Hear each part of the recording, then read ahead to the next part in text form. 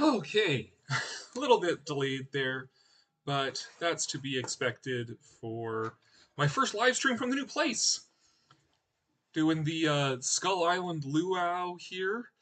Um, got some Exotica playing in the background. Got actually it's water here right now, but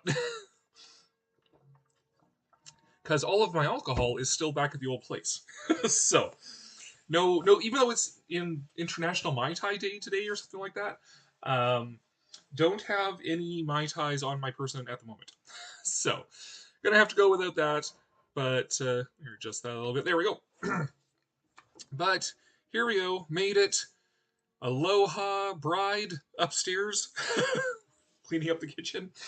Um, so here we are. And, let's see, who's all here? Right now, it is you and me.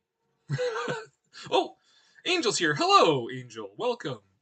Welcome to the live stream. Sorry, he's got to adjust the. See if I can get that a little better. All right, so same as always, just farting around, talking about whatever, showing off some of the stuff that I picked up recently. Even today, there was actually a toy show here in town, so picked something up here today. Showing off stuff, chit chatting, whatever, just talking about whatever. Hold on, there we go. See, there we go. The comes up, but a little more visible in the background there. And yeah, so that's the Angel asks, "Am I a Kiss fan?" No, I never quite got the taste for Kiss. Not, I don't think they're bad or anything. I just not so much my thing.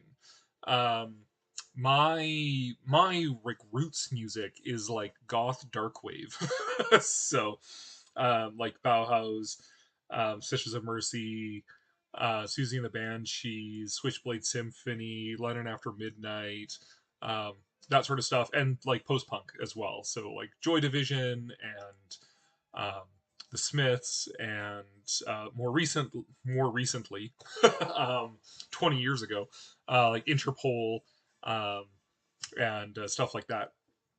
Now, actually, though, mostly I listen to like big band jazz and stuff like that, classic rock like Elvis and stuff, and like Exotica playing in the background here, if it's even audible. The audio capture device isn't even picking it up, as far as I can tell.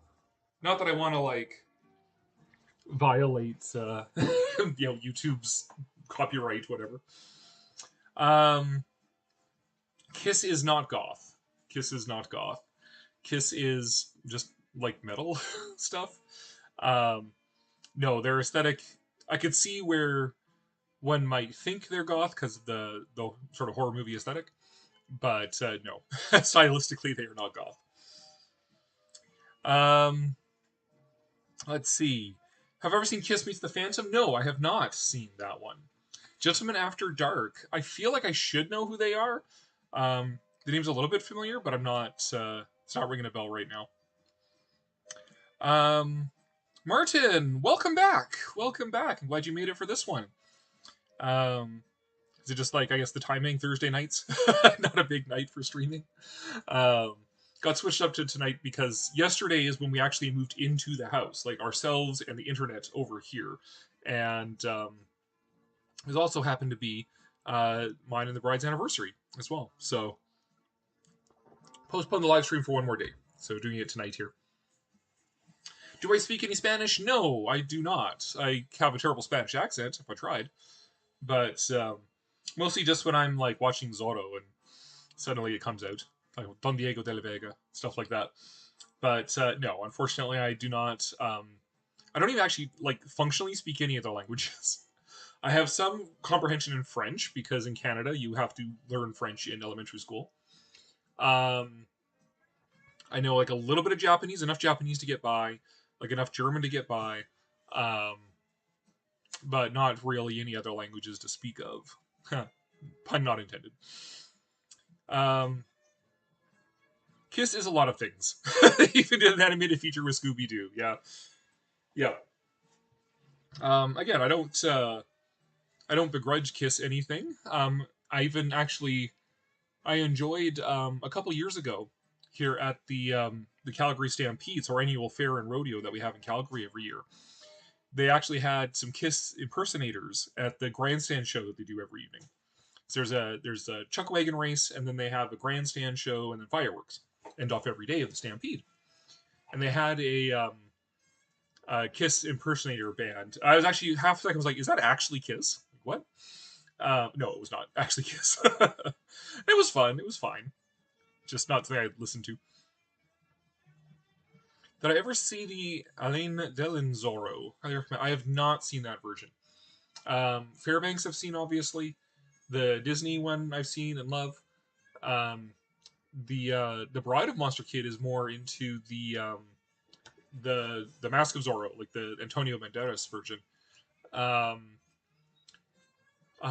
else have I seen? There was the 80s version of Zorro that Disney did, the comedy version, that I like partly grew up with that one. Like I have memories of it from when I was a kid and having watched it.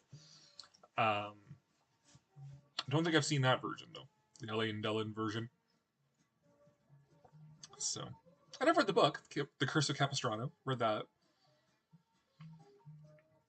Some of the Kiss tribute bands are very dedicated. Yeah, well, I mean, these guys were good enough to like make me wonder if they actually were Kiss or not. So it got to count for something. My mug, incidentally, is the Witch Doctor by Derek Yaniger, produced by Tiki Farm back in like 2020, 21, something like that. 2022. So when sold out like almost immediately. But this is a holdover from when I was actually running the store and I sold the Tiki mugs as well. Which, man, am I glad I'm not doing that anymore with the current political climate and economic climate and duties and tariffs and all that sort of nonsense. I'm glad I'm out of that business. Come on, who isn't into Antonio Banderas' Zorro? Yeah, definitely. My only complaint is that it's like Zorro: The Next Generation and not actually Zorro, but they did it well for that context. There's actually a Zorro film called Zorro the Gay Blade. Yes, starring oh shoot, what's his name? Yes. Very amusing title when taken out of context. No, it is in context. that is in context. The running joke of that version is that Zorro is gay in it. That is it's a 70s movie. Shoot, I can't remember the actor. He did a lot of stuff like that. God, my exhaustive knowledge of cinema is exhausted. Zorro the Gay Blade.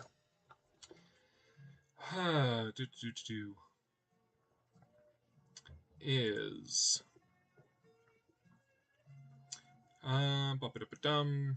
no, come on, Internet Movie Database.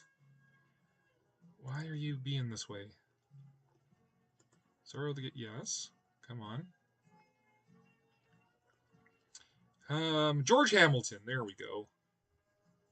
Yes, thank you. Yeah, it's not out of context. That is the joke. Greetings from the Jupiter 2. Thanks, B9. Glad to have you here. Glad to see some new faces. People aren't the quite all the same usual suspects that show up, but I love the usual suspects. But it's good to see some new faces as well. So welcome to the Skull Island Luau, such as it is. This is the most like presentable room in the house right now. Is the Tiki Lounge, pre-Tiki tropical escapist space. So I don't offend the Tiki purists who think this is not Tiki enough. Does not have a high enough percentage of bamboo or what have you. But yes, right now this is the most set up room in the house, most presentable room in the house. I will eventually get my proper studio space set up. It's going to be over there, and the room's right over there. That's going to have my backdrop similar to what I've been had already, like the white shelves with the monster toys and all that sort of stuff, Universal monster figures and Godzilla figures and stuff like that. It's just all the Kongs moved out here into the pre-World War II tropical escapist room. But yeah, we'll have another. We might alternate then live streams. So Skull Island Luau alternated with just a regular live stream. The monster movie drive-in theater themed one to the Skull Island Luau. Just keep bouncing back and forth between those. Once the other studio was set up as well. He also played Dracula in Love at First Bite, correct? Expose, how dare you be late? Oh my gosh. It's not like you have a life or something that you're living on your own outside of the live streams. It seems you were talking about Zorro, correct? I have been looking at reading the original books. Yeah, The Curse of Capistrano is not as action-packed as one might hope. It mostly plays up the romance angle, actually. It's mostly like it tries to play the mystery of who Zorro is and the love triangle between like Zorro, Don Diego, and the object of his affections, which is something is a little bit lost when you read it because you already know who Zorro is because you live in the modern day and you just know. It's like trying to read a Batman comic where they're like, who is Batman? And there's like Bruce Wayne is kicking around doing his thing, and it's like, who is he?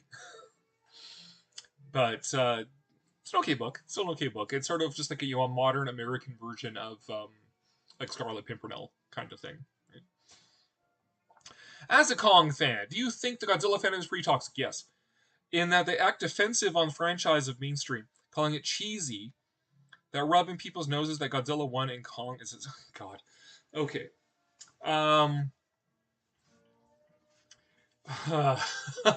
Yes, the Godzilla fandom is very toxic. My experience with the Godzilla fan. Now there are good people in the Godzilla fandom, people who I quite enjoy, and I especially enjoy harassing the suddenly escaping me Monsters with Attitude. They have a cute little YouTube channel. It's like 700 subscribers. I've been following them since they had like 600 and some subscribers. But they put a lot of work into what they do with doing live streams and interviews and stuff like that. So they really deserve to get attention. So I'm happy to like, hey, give Monsters with Attitude a subscribe, even if you haven't already. And like they're a lot of fun to sit on their live streams and harass them and stuff like that. There's only one of them that's like kind of toxic, like I hate Kong, blah, blah, blah. But the rest of them are a lot of fun. So there are fun people in the Godzilla fandom for sure, but there's also a lot of toxic people who like they treat Godzilla like a sports team or something, or like they want Godzilla to be their boyfriend. So they're like super super defensive, and like they don't appreciate these movies as movies. They can't judge them as movies. They have to like root for their favorite monster, and it's so irritating. It's like just and it's not even just that like they like Godzilla, but they have to hate everything else, right? You can't like both, and you can't just want the movie to be good, and you can't just like watch it and like take the cues like yes, Kong absolutely won 1962 because that's what all of the cinematic cues, the media literacy, all it's like he won, and even Toho said he won. But oh no, that's no whatever. No, Kong swam away, so that means Godzilla won. It was a tie. Whatever, like they can't just process it like this is the movie and this is the story that the movie wants to tell you, and just roll with it, right? Getting super offended that Kong would be written to be competition for Godzilla in the MonsterVerse. Well, of course they're going to. It's not much of a movie if they don't write Kong to be competition. In fact, I think they cow down to the Godzilla fans a little too much. I think even though like in Godzilla versus Kong goes through the same exact arc that Godzilla does in King of the Monsters, where it's like, oh, they fight for a bit, and then he's almost defeated, and then he gets like the magical upgrade and becomes Super Saiyan, and then he defeats the thing. Like Kong goes through that too. It's so but yeah, it's just the fact that like they can't let you just enjoy all the stuff, right? Like I like Godzilla and I like Kong and I like Mothra is my favorite kaiju. Like, But no, you have to pick sides. You have to be on team whatever, and they have to hate on the other one. And it's super toxic. I hate that dumb bullshit. Same as in like pro wrestling fandom, right? Those WWE fans who hate AEW just for no reason, just because it exists and it's the alternative to WWE, so they hate it. And it's just like, ugh, it's so irritating and it's so toxic. And now I have to flip the record because the record ended. All right, hold on. Be back in a sec. Got my record player and my vinyl collection just right off to the side here. Let's see. But yeah, no, I don't like the fact they just can't let you enjoy the thing. Like, yeah, if you don't like Kong as a monster, that's fine. If you don't like the King Kong movies, that's fine. But then it's whole like Kong sucks, Godzilla's awesome, Godzilla can totally kick Kong's ass. And if Kong ever wins, it's because the writers cheated. Like that sort of thing is such dumb bullshit. Yeah, there's fan war. Douglas Fairbanks was the first Zorro, correct. Douglas Fairbanks was one of the first stars to emerge out of Hollywood. Yep. In fact, Douglas Fairbanks Zorro movie came out like the year after The Curse of Capistrano was published. So like Fairbanks read that and was like, "We're licensing this and making a movie out of it." He saw in the story like what would work perfectly for him as a film star. Hopefully, hope it never escalates to the level of soccer hooligans. Yeah, me too. You should call this the Kong Tiki Room. That thought has crossed my mind. Eric, Kong is way more developed than Godzilla. This pisses G fans off because they feel Godzilla needs more story. It's hard to put story into Godzilla, which is why -1 is good because of the human tail. Yeah, like they're different monsters anyways, right? Like Kong is a personality. Um, you feel sympathy for the monkey. The monkey has a personality. Whereas Godzilla is a force of nature, or unnature. He's a metaphorical atomic bomb.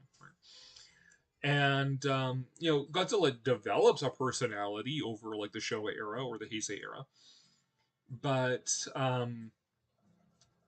he's really meant he's a walking symbol of atomic power, what have you. And my favorite Godzilla movies are the ones where he has no personality to speak of, like the original Godzilla and Shin Gojira are like my favorite Godzilla movies because he is just this impersonal, mutant allegory for the atomic bomb. It's not about him having a personality. It's also why I think like Godzilla isn't even like my favorite kaiju. Like Mothra is my favorite kaiju. Just because she's so pretty and what she represents, I find interesting, and she actually does have a bit of more of a personality grafted in because she's a force of life, death, and rebirth, whereas Godzilla is just an atomic horror. So yeah, anyway, it's just different. Like Kong has a personality. That's just the way that is, and sorry that Godzilla doesn't, I guess. You go at them for different things. Like I watch a Godzilla movie for different reasons than I watch a Kong movie. So whatever.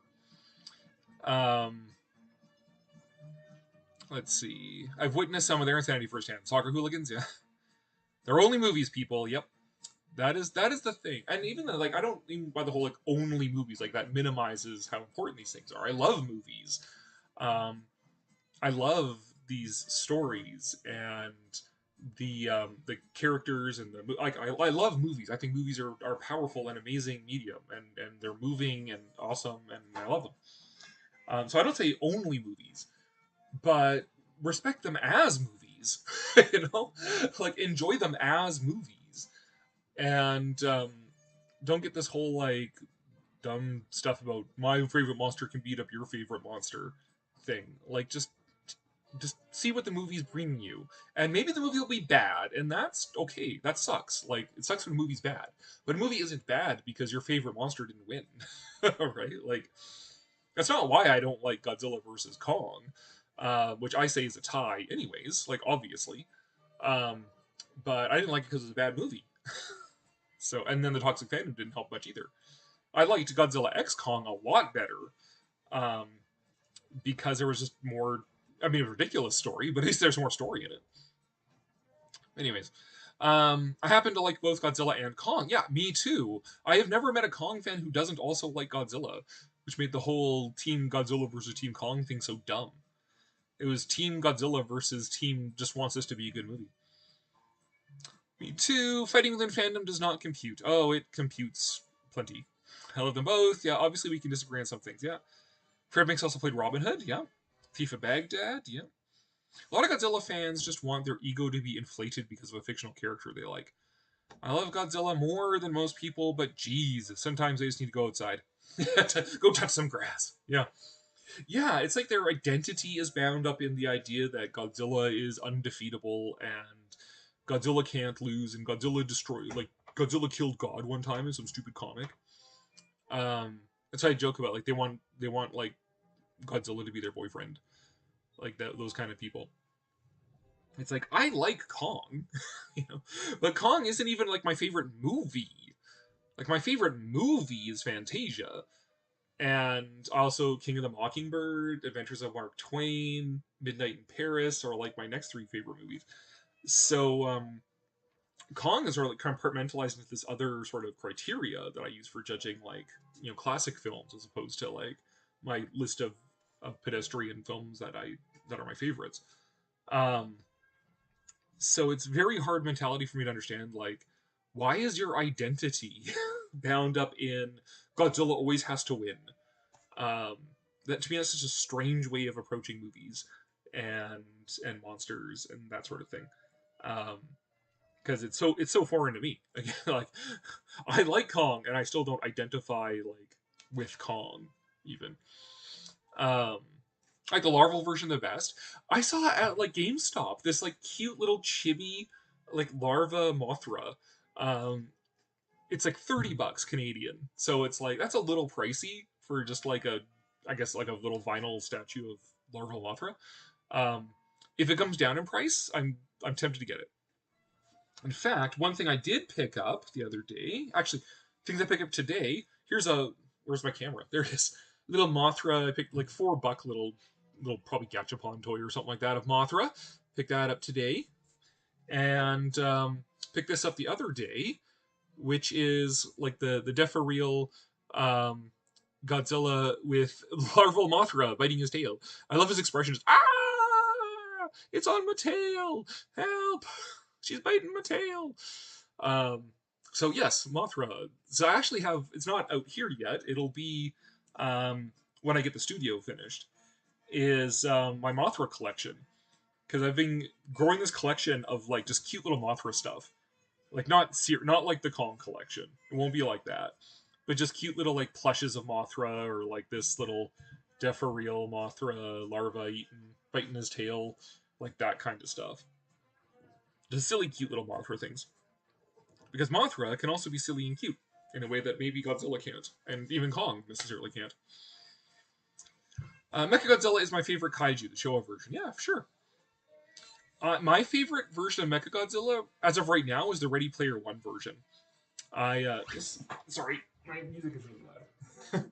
I can't even hear myself over it. Okay.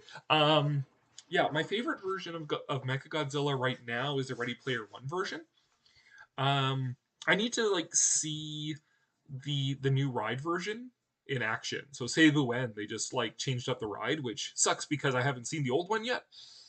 But they just changed up the ride to have a new version of Mechagodzilla in it. So I need to see that one. See where that would place. But yeah, my top one is Ready Player One Mechagodzilla, and then Kiryu. It's my second favorite version, and then like Showa. So, although I did like Mechagodzilla in the anime, actually, Mechagodzilla City, and sort of like the janky looking Mechagodzilla robot. Did you get to see the recent horror film Weapons? I did not see Weapons. The last two movies I have seen were Superman and Fantastic Four. I did reviews of them. That's been it. I just haven't had the opportunity or the time or the interest to go out and see other ones with everything else going on with the move and whatnot. So, what do you think of the OG Mothra movie? just saw it on the big screen for the first time and loved it. I'm jealous you got to see it on the big screen. Like, what? I have not had an opportunity to see Mothra on the big screen. Um, I yeah, the movie's okay. The weird thing is like Mothra is like almost the opposite of how I think of Kong. In that I've said many a time that with Kong, I'm not really a fan of the monster necessarily, as I am of the movie. Right, primarily 1933 Kong. Most of my collection is over the side is like 33 Kong, and some like Kong and pop culture, like mid-century pop culture kitsch. And I have like some Japanese. So there's like little Son of Kong stuff. There's King Kong Escapes, which is my favorite of the Toho Kong movies. Little Monsterverse down there. For me, mainly though, it's the Kong represents the movie. Whereas with Mothra, it's that I like the monster and what she represents as this kami of life, death, and rebirth. And the particular movies are like, they're okay. So, yeah, I think the original Mothra movie is the best Mothra movie, certainly. Um, like Mothra versus Godzilla is okay. Um, and then, she's just sort of there in like Ghidorah and Invasion of Astro Monster and Destroy All Monsters and stuff.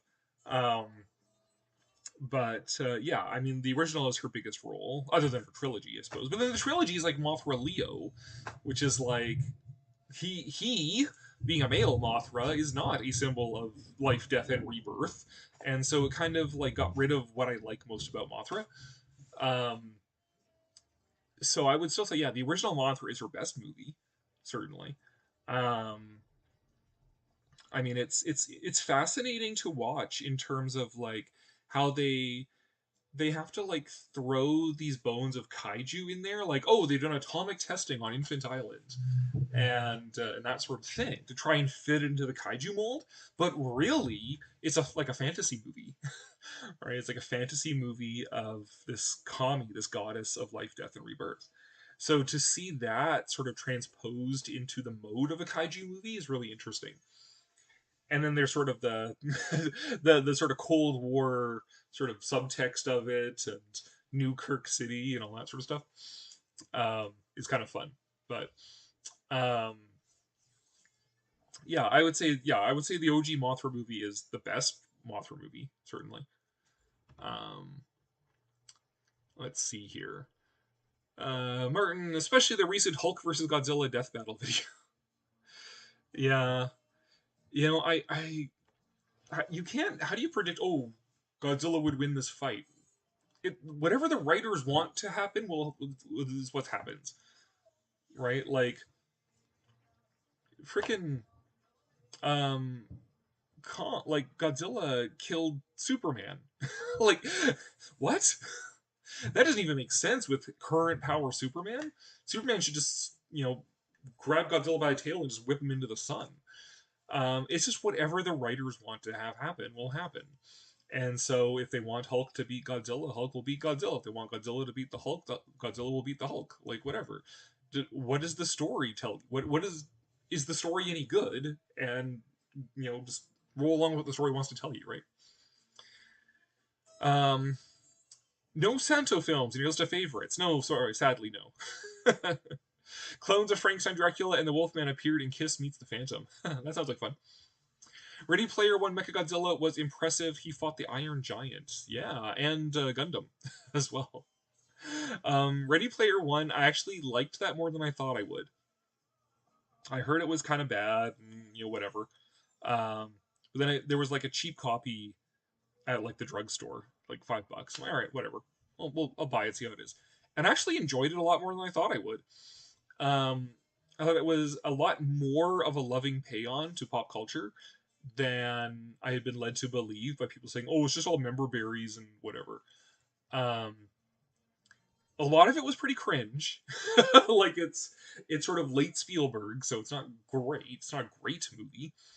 Um, but I enjoyed it. I mean, had a great Kong scene and a great Mecha Godzilla, and it was charming. Right? It was a charming movie in its own ways. So I liked it a lot more than I thought it was going to. We had knockoffs of the Universal monsters in our films as well. Yeah.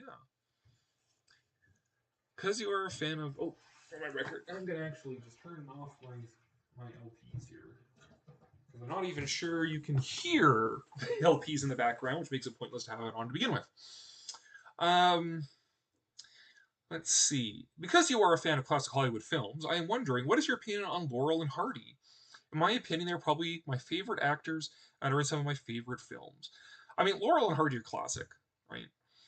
Um, I some of the hardest moments I have laughed and cringed simultaneously was in the Laurel and Hardy. It was so we used to have this event here in Calgary called Silent Movie Mondays. This was like 30 years ago. Where they we had this beautiful 1950s Art Deco theater in our city that has since been gutted and destroyed, and it's anyways. This is a beautiful theater, and we had this music museum here, which is now our National Music Center here in Canada. And what they would run this festival called Silent Movie Monday. So every Monday through like February or something like that, they would show silent movies. Usually every week was a different genre. Um, Proceeded with shorts and stuff like that. And they had an actual theater organ that they installed in the this theater, and Dennis James, the theater organist, came and played until eventually just it got too expensive to run the whole thing and they kind of canceled it. So at this thing, saw this Laurel and Hardy short where they are just like destroying like dozens of cars. Like it's this road rage on steroids sort of thing. And like I have rarely laughed that hard and cringed that hard simultaneously. Like I'm just like, oh no, all these beautiful old cars, they're destroying them, but it's so funny. So yeah, I'm not like I wouldn't consider myself like a huge fan of Laurel and Hardy. Like I don't own any Laurel and Hardy movies or anything like that. But I don't dislike them. I certain like I've enjoyed the stuff of theirs that I watch. It's not like up there for me the same way like Buster Keaton is. Like Buster Keaton, I have like all of his short films and more than a few of his feature length ones. Like I love Buster Keaton. Laurel and Hardy, I'd like. I'm not like in love with them though. I also don't have any Charlie Chaplin in my collection because I'm just not like that into Chaplin. Um, but I was considering there's a Laurel and Hardy toys coming out. Laurel and Hardy action figures are coming out. I'm tempted to get those when they finally get released. Of they're being made by a small toy company, so we'll see if what their availability is like. But when they become available, I'm tempted to get those. Um, just so they can hang out with the Universal monsters and stuff like that, just as like action figures of classic Hollywood. Like, yeah, I'm down with that.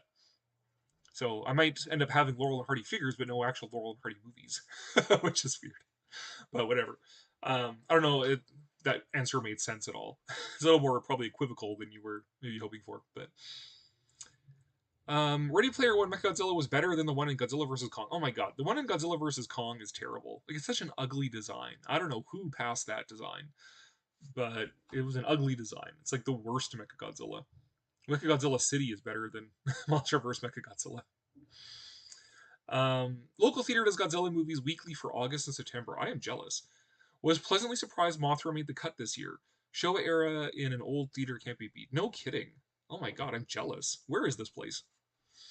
Because that sounded awesome. There was this other event that happened recently too. It was a drive-in theater somewhere in the U.S. that was showing had like this 2 night festival of Godzilla versus Kong, and so like the first night was like the original King Kong and the original Godzilla and I don't know like Godzilla versus Kong or something like that, King Kong versus Godzilla, and then like the next night was like some other King Kong escapes and whatever. And it's like that was such a great idea for a festival of mixing that together to do that. And like, oh, I wish I could have gone. I hate seeing all of these awesome film events in other places that I can't go. Like it's that is like the one reason I would like move to Los Angeles Like, I have no interest in living in the United States. I like the United States. I love to visit the United States. Beautiful national parks. I love the cities. You know, Route 66. I like Americans as a general rule. Lovely people, a bit loud, but really nice. Um, but if I was like forced to move to the U.S. somewhere, like I got the you know, my amazing job, but I had to live in the U.S. to do it. Dream job, whatever. Um, like Los Angeles, because of the film festivals, because of the Hollywood history there, that would be like, or you know, some outlying area of Los Angeles. Um, but you know, it's because it pains me to see all of these like film festivals and stuff I miss out on. The worst one actually was Fantasia, because January 2020 they showed Fantasia at the El Capitan Theater in Hollywood, and I was like, oh my god, that would be amazing to see Fantasia in a classic Hollywood movie house. Los Angeles, you know, make a weekend of it, go to Disneyland, go see Fantasia. You know, it would have been amazing. But we had a trip already booked to California, to Yosemite and Sequoia and Kings Canyon for June of 2020. So I sucked it up and we didn't go to see Fantasia in January 2020. And I wish we had. If I knew then what I know now, we would have gone to see Fantasia and spent the weekend in LA in January of 2020. But alas. But yeah, it just sort of pained me to miss out on that. And like, you know, Blobfest in like Pennsylvania. Um, Stuff like that, drive-in theater, Godzilla festival, stuff like that, because nowhere around here does stuff like that. So, alas, alas. Let's see here. I liked Laurel and Hardy in March of the Wooden Soldiers, sure. We saw Shin Godzilla in the theater for the 4K re-release. Yeah, I missed seeing that, but still one of my favorite G movies made. Even better seeing it on the big screen. Yeah, I saw it on the big screen the first time when it first came out. Missed the re-release, but 54, 84, and -1 round out my top 4 G films.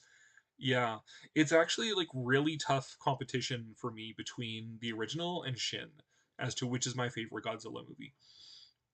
Because I can be self aware enough to recognize that a lot of why I like the original Godzilla is because it's an old movie. Um, you know, like I can be aware if I'm going to make recommendations to other people, I can be aware of like, yeah, it's sort of some of it can be an acquired taste. I like this old movie because it's an old movie. I mean, it's still a very good movie. You know, 1954 is ostensibly the best year in Japanese cinema because you had Gojira and you had Seven Samurai. Um, but you know, if I was going to show someone who doesn't have a taste for Godzilla movies, if I was going to show them one as like their first ever Godzilla movie they were going to watch, I would probably choose Shin Godzilla, like Shin Gojira, or -1. -1 because it's a good human drama about the war. Shin Gojira because it's a brilliant, beautifully shot, amazing black comedy on Japanese bureaucracy. Um, so yeah, it's tough. They're like the original and Shin are like neck and neck for me, pretty much. Um, yeah, oh, I didn't show off. Sorry, I got my Kong socks on today. You can't really see that. There's Kong hanging out there. Notice that. Reminded me to say it. Yeah. So okay. So 54 and Shin are like my 2 most favorite. -1 is definitely up there because it's a fantastic movie. That might be like number 3. Um, but also Destroy All Monsters and Invasion of Astro Monster I really like as well. Because Destroy All Monsters because it's just ridiculous balls to the wall monster fighting and with aliens and stuff. And Invasion of Astro Monster because it's got like, this great retro futurist vibe. I love the sci-fi elements of Invasion of Astro Monster. Um, and then Final Wars is also even more balls to the wall crazy than Destroy All Monsters. And Godzilla against Mechagodzilla.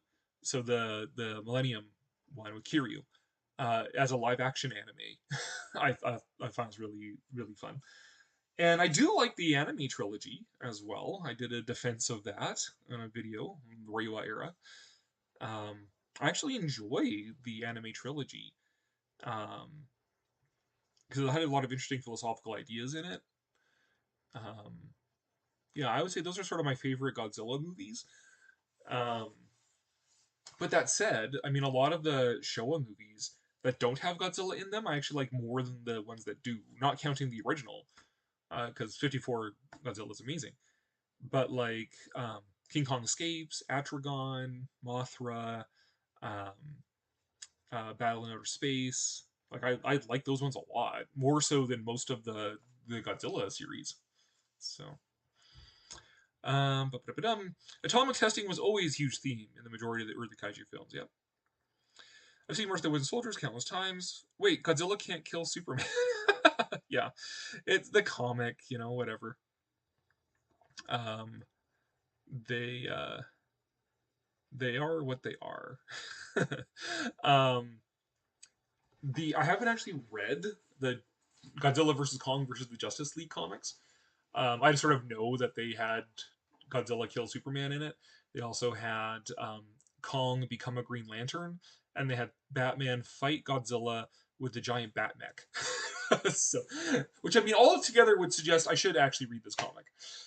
It sounds pretty crazy, um, but yeah, and then it gave rise to the whole like the McFarlane monster or McFarlane DC multiverse sets of the Superman versus Godzilla and the Batman versus Kong, which I didn't buy the Batman versus Kong because it's yeah the toy they came up with is ridiculous. It's like a barely posable statue and an unnecessarily large figure of Batman. Whatever. I bet you avoided Jurassic World Rebirth. You bet I did. It was meh. It didn't have much of anything in the story other than let's go to an island again and bad stuff happens. Yep. Sorry if I'm sounding like a toxic fan. Nah, you're not. Don't worry, El Santo. If I wanted to, I could have Tarzan kill Cthulhu, and that would make just as much sense as the power scalar's opinion on Godzilla. Correct. Hey, Doug, welcome. Glad you made it. Should watch more Spanish films. I should. I should watch more Spanish films. I should like the Spanish monster ones. I should do that. I have watched the odd Spanish TV show, Ministerio de Tiempo, Ministry of Time. It's a great show. I love that show. Sorry for late arrival. That's okay, Doug. I forgive you. It's not the Boogeymen in March of the Wooden Soldiers. Virginity frightening. Angel, the way the world crash through windows and snatch kids out of their beds. Tough stuff for kids film. Cory, what about Harold Lloyd? Yeah. Did you ever see the movie Safety Last? Yeah. It had some remarkable stunts that hold up today. Yeah. I mean, Safety Last is one of the classics, right? I did see that one. I actually was at that festival one year. Um, the clock stunt and everything. Yeah. Um, which wasn't actually as dangerous as they made it look, but that's the point. They made it look good though. Um, yeah. Harold Lloyd is again. I don't have any movies of his. I don't dislike him. He's not like right up there where I like want to own all his movies and stuff like that. Like for me, again, Buster Keaton is my favorite silent era comedian. Um, but I don't have anything against Harold Lloyd. His movies are funny. They're fine. Um, I enjoy them. So, see, every 6 months, my local theater from 1926 plays a bunch of Laurel and Hardy shorts, and sometimes a full film. It's always a great time. Yeah, I'm much more a fan of them than you are. Yeah, I need to go like pay you a visit, expose, and go to your Laurel and Hardy festivals. Metropolis is my all-time favorite science fiction epic. Sure, Metropolis is a amazing movie. Bit long, but Fritz Lang, all of his movies are long. So, yeah, Metropolis is good. I also for Fritz Lang movies, I mean, Frau Mond is like the longest. Like, oh my god, this never ends. But Siegfried, the Nibelungen duology is really good as well. But yeah, Metropolis is, I mean, epic science fiction. I was hoping to see the movie adaptation of Primitive War, but wasn't showing any at local theaters. It's dinosaurs in the Vietnam War, something you wished was for Kong Skull Island. Yeah, yeah, I've heard good things about Primitive War. I haven't see. I don't even know if it's playing around here, but I don't know. Maybe Metropolis does still hold up. Yes, incredible visuals that have never been surpassed. Yeah, yeah. Metropolis. Yeah, it's visually incredible. Like you can't. Uh, Anything that tries to match is just homage, right? Like Blade Runner or whatever is really at heart just homage to Metropolis. Metropolis, just incredibly visualization there. I had the dinosaur sequence of Fantasia. I mean, I like all of Fantasia. Fantasia is my favorite movie. Well, that said, I do have some segments that are more favorites than others. I don't really care all that much for the Dance of the Hour segments. That's the one with the dancing hippos and ostriches and stuff. Um, it's more funny because of how the narrator introduces it than it's actually funny on its own. Because it's a bit too much like, get it? Hippos dancing is funny because they're fat, um, which is like pretty low level humor.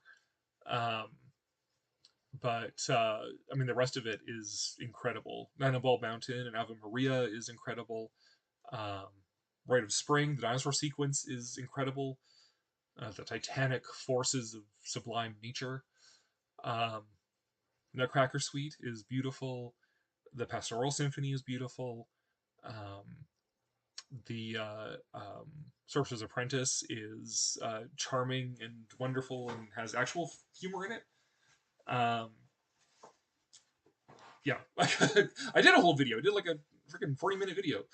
Um, the and you know the scene of Artemis or Diana, whichever pantheon you're using, um, turning the moon into a bow to light up the night sky with stars is like, to me, perhaps the most beautiful scene in like all of Disney animation.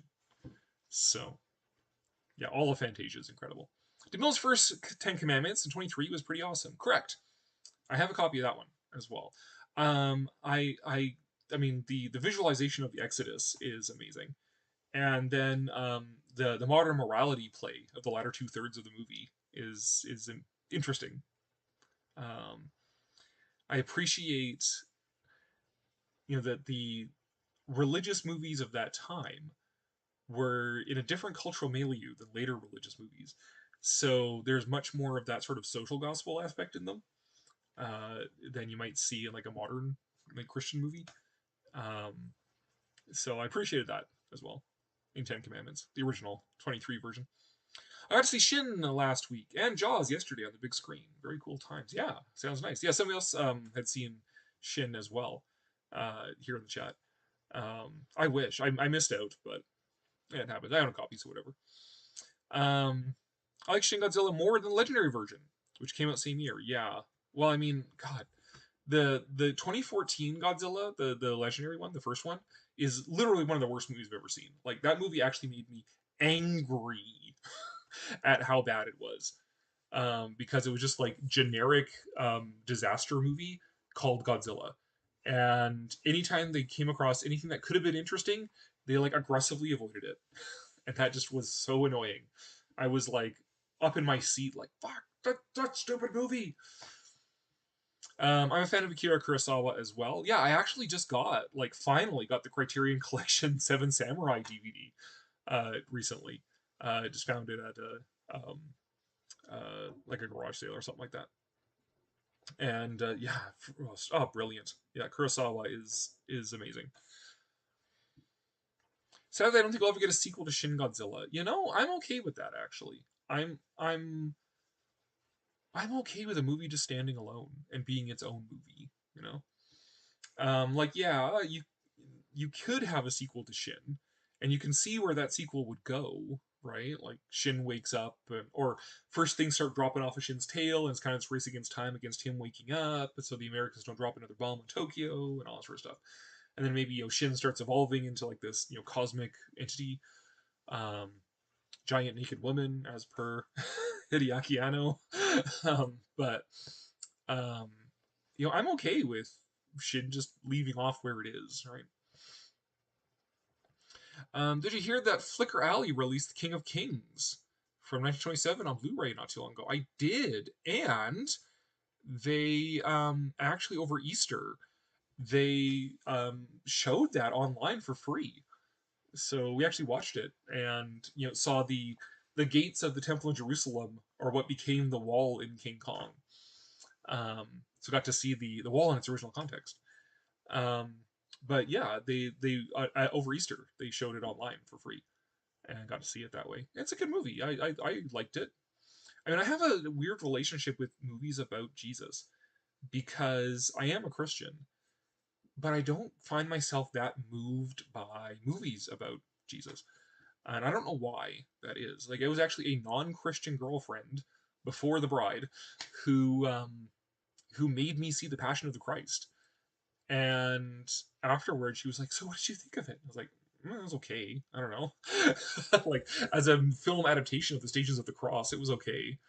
Um, like, yeah, I think it's because for me, it's it's my religion and it's a very personal experiential thing, right? I experience Christ when I go to church.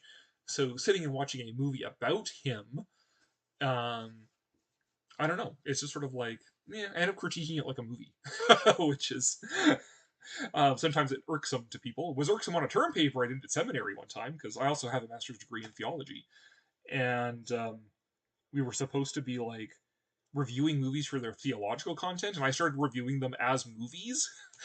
And so it's like, here's a D on that paper, Cory. You were analyzing the wrong thing. Like, um, yeah, I like Nick Adams. Oh, I should say my favorite religious movies actually tend to be Exodus ones. So like the 1923 Ten Commandments. Prince of Egypt is an amazing movie.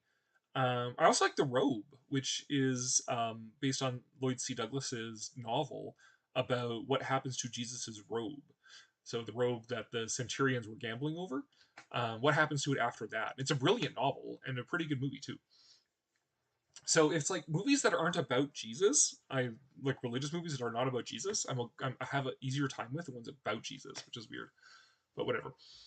I like Nick Adams and Invasion of the Astro Monster. Cool. I prefer the Hanna-Barbera Godzilla over the Godzilla animated trilogy. I mean, sure, whatever floats your boat. At least Godzuki provides some laughs. Yeah, I will say that the Godzilla anime trilogy is definitely deathly serious. So, heard rumors that we were going to get a sequel to Shin Godzilla. Yeah, there's been that talk. That talk's kind of popped up recently with sort of rumors about how Toho wants to sort of capitalize on Godzilla, the current rush of Godzilla's sort of celebrity and fame, and so that talk about a sequel to Shin has popped up again. I don't, and maybe not. I don't know. We'll see when it happens, if it happens. Um, let's see. I watched Jurassic World Rebirth because of ScarJo. Sure. Mystery of Time was awesome. Yeah, that's how deep into the comments have we gotten? I've been wondering what to read because I'm almost done with Kon-Tiki, and I got 3 videos recommended of the book of Job on my recommendation feed, so I think it's a sign. Yeah, if you're talking like the biblical book of Job, that's actually my favorite book of the Bible. Harold Lloyd was a stuntman as well as a comedian. Yep. Cory, have you ever seen The Man of a Thousand Faces, where James Cagney plays Lon Chaney? I have actually not seen that one. I should see that one. I have not actually seen that. Um, we're gonna we're gonna see how things work now that we're in the new place, and once we get settled in, of making some slightly more positive life changes, including instead of like doom scrolling the internet all night, of producing content again and actually like sitting down and watching movies as like a cute old married couple and stuff like that. So we'll see if that materializes. But um, yeah, who knows? Maybe I'll see it in part of that. Here we have a Siegfried. Really got it down. Yeah, I like. I mean, I'm part German, so the Nibelung, the story of the Nibelungen is deep in my soul, my Germanic soul, my Teutonic soul. Um, I've read the original medieval story, the Nibelungen Lied. Um, I've watched various versions of the Wagner opera. I've read the script of it. I have a copy of that. I have a copy of Craig Russell's comic book adaptation of the Nibelungen, and I have the Blu-ray of Siegfried and Kriemhild's Revenge, the duology by Fritz Lang. Um, yeah, it's just part of my my cultural heritage as a German. So I appreciate the Ring of the Nibelungen. I would love to be able to see it at like Bayreuth Festival, but you have to put in like your reservations like a decade in advance to actually see the Ring of the Nibelungen at Bayreuth. So I don't think that'll ever happen somehow. Siegfried was one of the first times Schuster's animatronics. Those effects for the giant dragon movie. Yeah, it there were people inside it operating it, but yeah, it used like a lot of gears and levers and pulleys and stuff like that to get the dragon to move. That squat from Yen Sid at the end of Apprentice is a nice touch. Always love that segment. Yeah. Yep. And Yen Sid being also in it's just Disney backwards, right? And the wizard Yen Sid is an alter ego for Walt Disney. So you think it's like Walt Disney interacting with Mickey is fun as well. And I love one of the things I love about Mickey Mouse. Most people just like Mickey Mouse, whatever, just a corporate icon, right? But if you read like old stuff about Mickey Mouse, when they first started making Mickey Mouse cartoons and the daily comic strips and stuff like that, is that they treated Mickey Mouse like he was an actor, which I find fascinating. So, Betty Boop's a character. Felix the Cat is a character. Popeye is a character. Mickey is an actor who stars in cartoons. It's a subtle difference, but it's in there, and I found that fascinating how they did that. It makes Mickey more of a personality, right? Which then translated to him becoming a corporate icon. It was like a giant puppet angel. It was operated by several people at the same time. Yeah. My local record store had the Fantasia Laserdisc for sale, but when I tried to go there and buy it, someone already bought it. Boo! Lame. Actually, finally just got the Blu-ray for Fantasia. So I've been slowly upgrading to Blu-ray. So I finally got the Fantasia Blu-ray. About dang time. They seem to be embarrassed to show Godzilla in the Legendary film. Oh my god, don't get me started. There's a video, I did a video on how I would fix the Monsterverse. In that video, I go on and on about why I don't like the Legendary Monsterverse. The Legendary Godzilla, 2014 Godzilla. In my opinion, the best Monsterverse movies are King of the Monsters and Godzilla X Kong, and then Skull Island's kind of in the middle. Like it's okay, it's not great, it's okay. Um, and then Godzilla versus Kong, and then at the dead bottom is 2014 Godzilla. If I had seen 2014 Godzilla first, I would never have bothered watching Skull Island or King of the Monsters. So I'm glad that I watched Skull Island and King of the Monsters and then went back and watched 2014. And yeah, I'm glad I did it in that order because oof. Also, not too long ago, I got a box set of all the Showboat films. Oh yeah, 29, 36, and 51. Cool. Nice. I have the 36 version of it, which is sort of the classic, to me, the classic version. But nice. That's cool that you got all of them. And they killed Bryan Cranston in the early. Oh my god, yeah. What is written to his contract? Fantasia 2000 had some nice sequences. Oh, where'd it go? Where'd that comment go? Yeah. Fantasia 2000 had some nice sequences, though my favorite intro was James Earl Jones and Carnival of the Animals. His reaction was just, yeah. Fantasia 2000, I didn't much care for. I will say individual sequences are pretty good. Firebird is good. The uh, oh, Rhapsody in Blue is good. I think those are probably my two, and then the Pines of Rome, Space Whales. Those are probably my three favorite sequences from Fantasia 2000. Um, but overall, I didn't much care for it because the original Fantasia is like a work of art. It's like these animators under the hand of Walt Disney pushing the medium of animation and producing a work of pure art. Whereas Fantasia 2000 feels like it was a corporate product. You know, they were imitating the Fantasia. And you can even pick out like one to one, like, oh, this sequence is supposed to be that sequence. You know, the Firebird sequence is the Night on Bald Mountain sort of sequence. The Pomp and Circumstance, Donald Duck and Noah's Ark. That's basically Sorcerer's Apprentice. And they also had Sorcerer's Apprentice in there, anyways.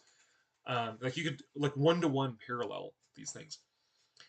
And you know, it wasn't really this cutting edge breaking animation.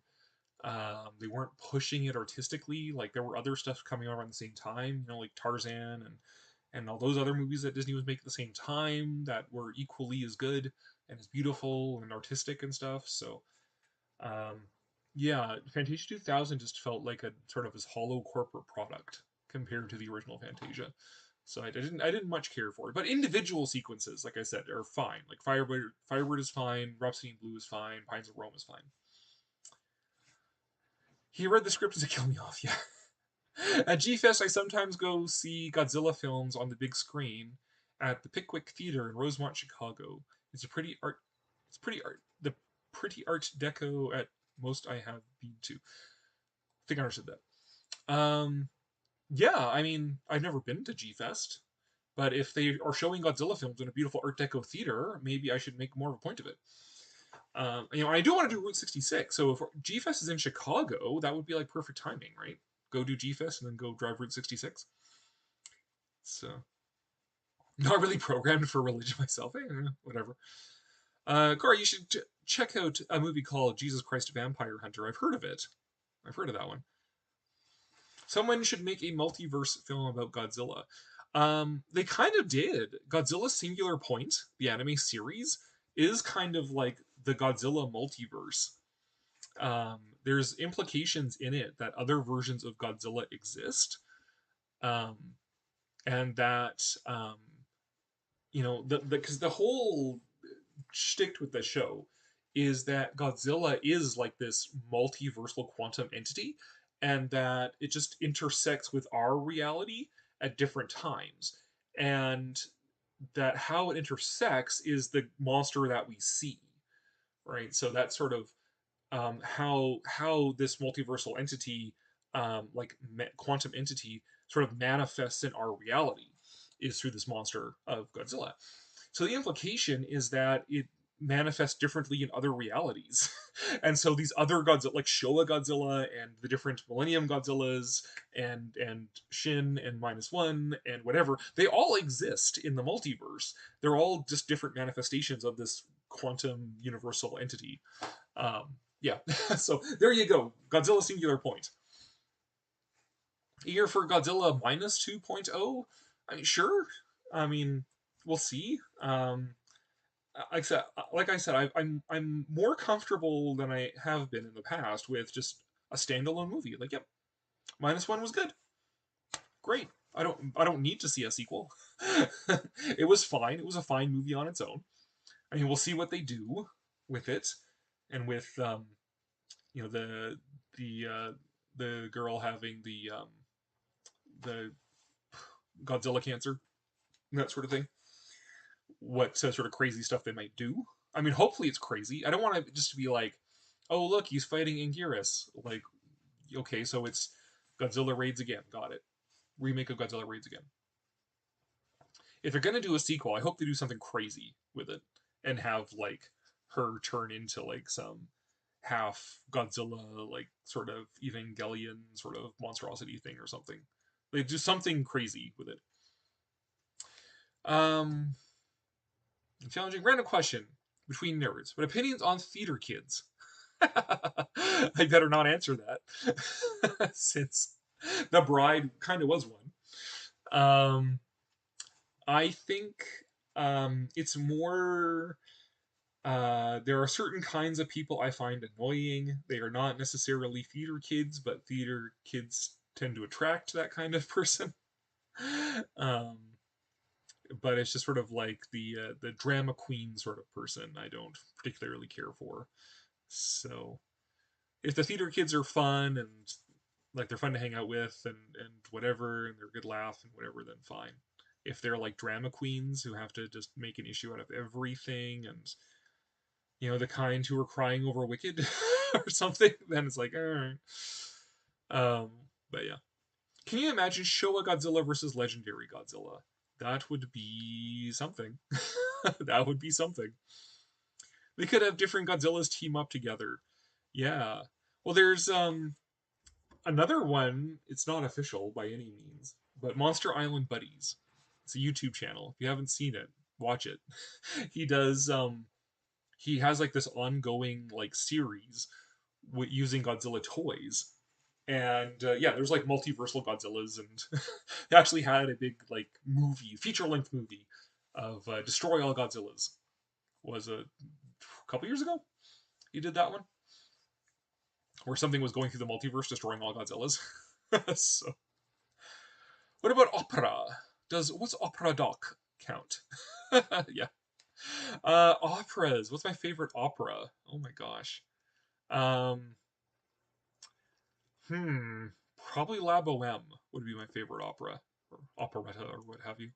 Um, I want to see.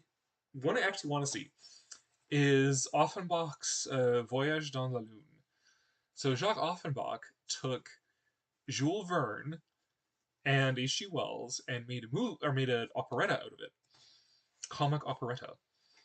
And that I actually think was one of the proximate inspirations for Georges Méliès's Voyage dans la Lune, where everybody sort of skips over Offenbach and goes to like, oh, Jules Verne and H.G. Wells.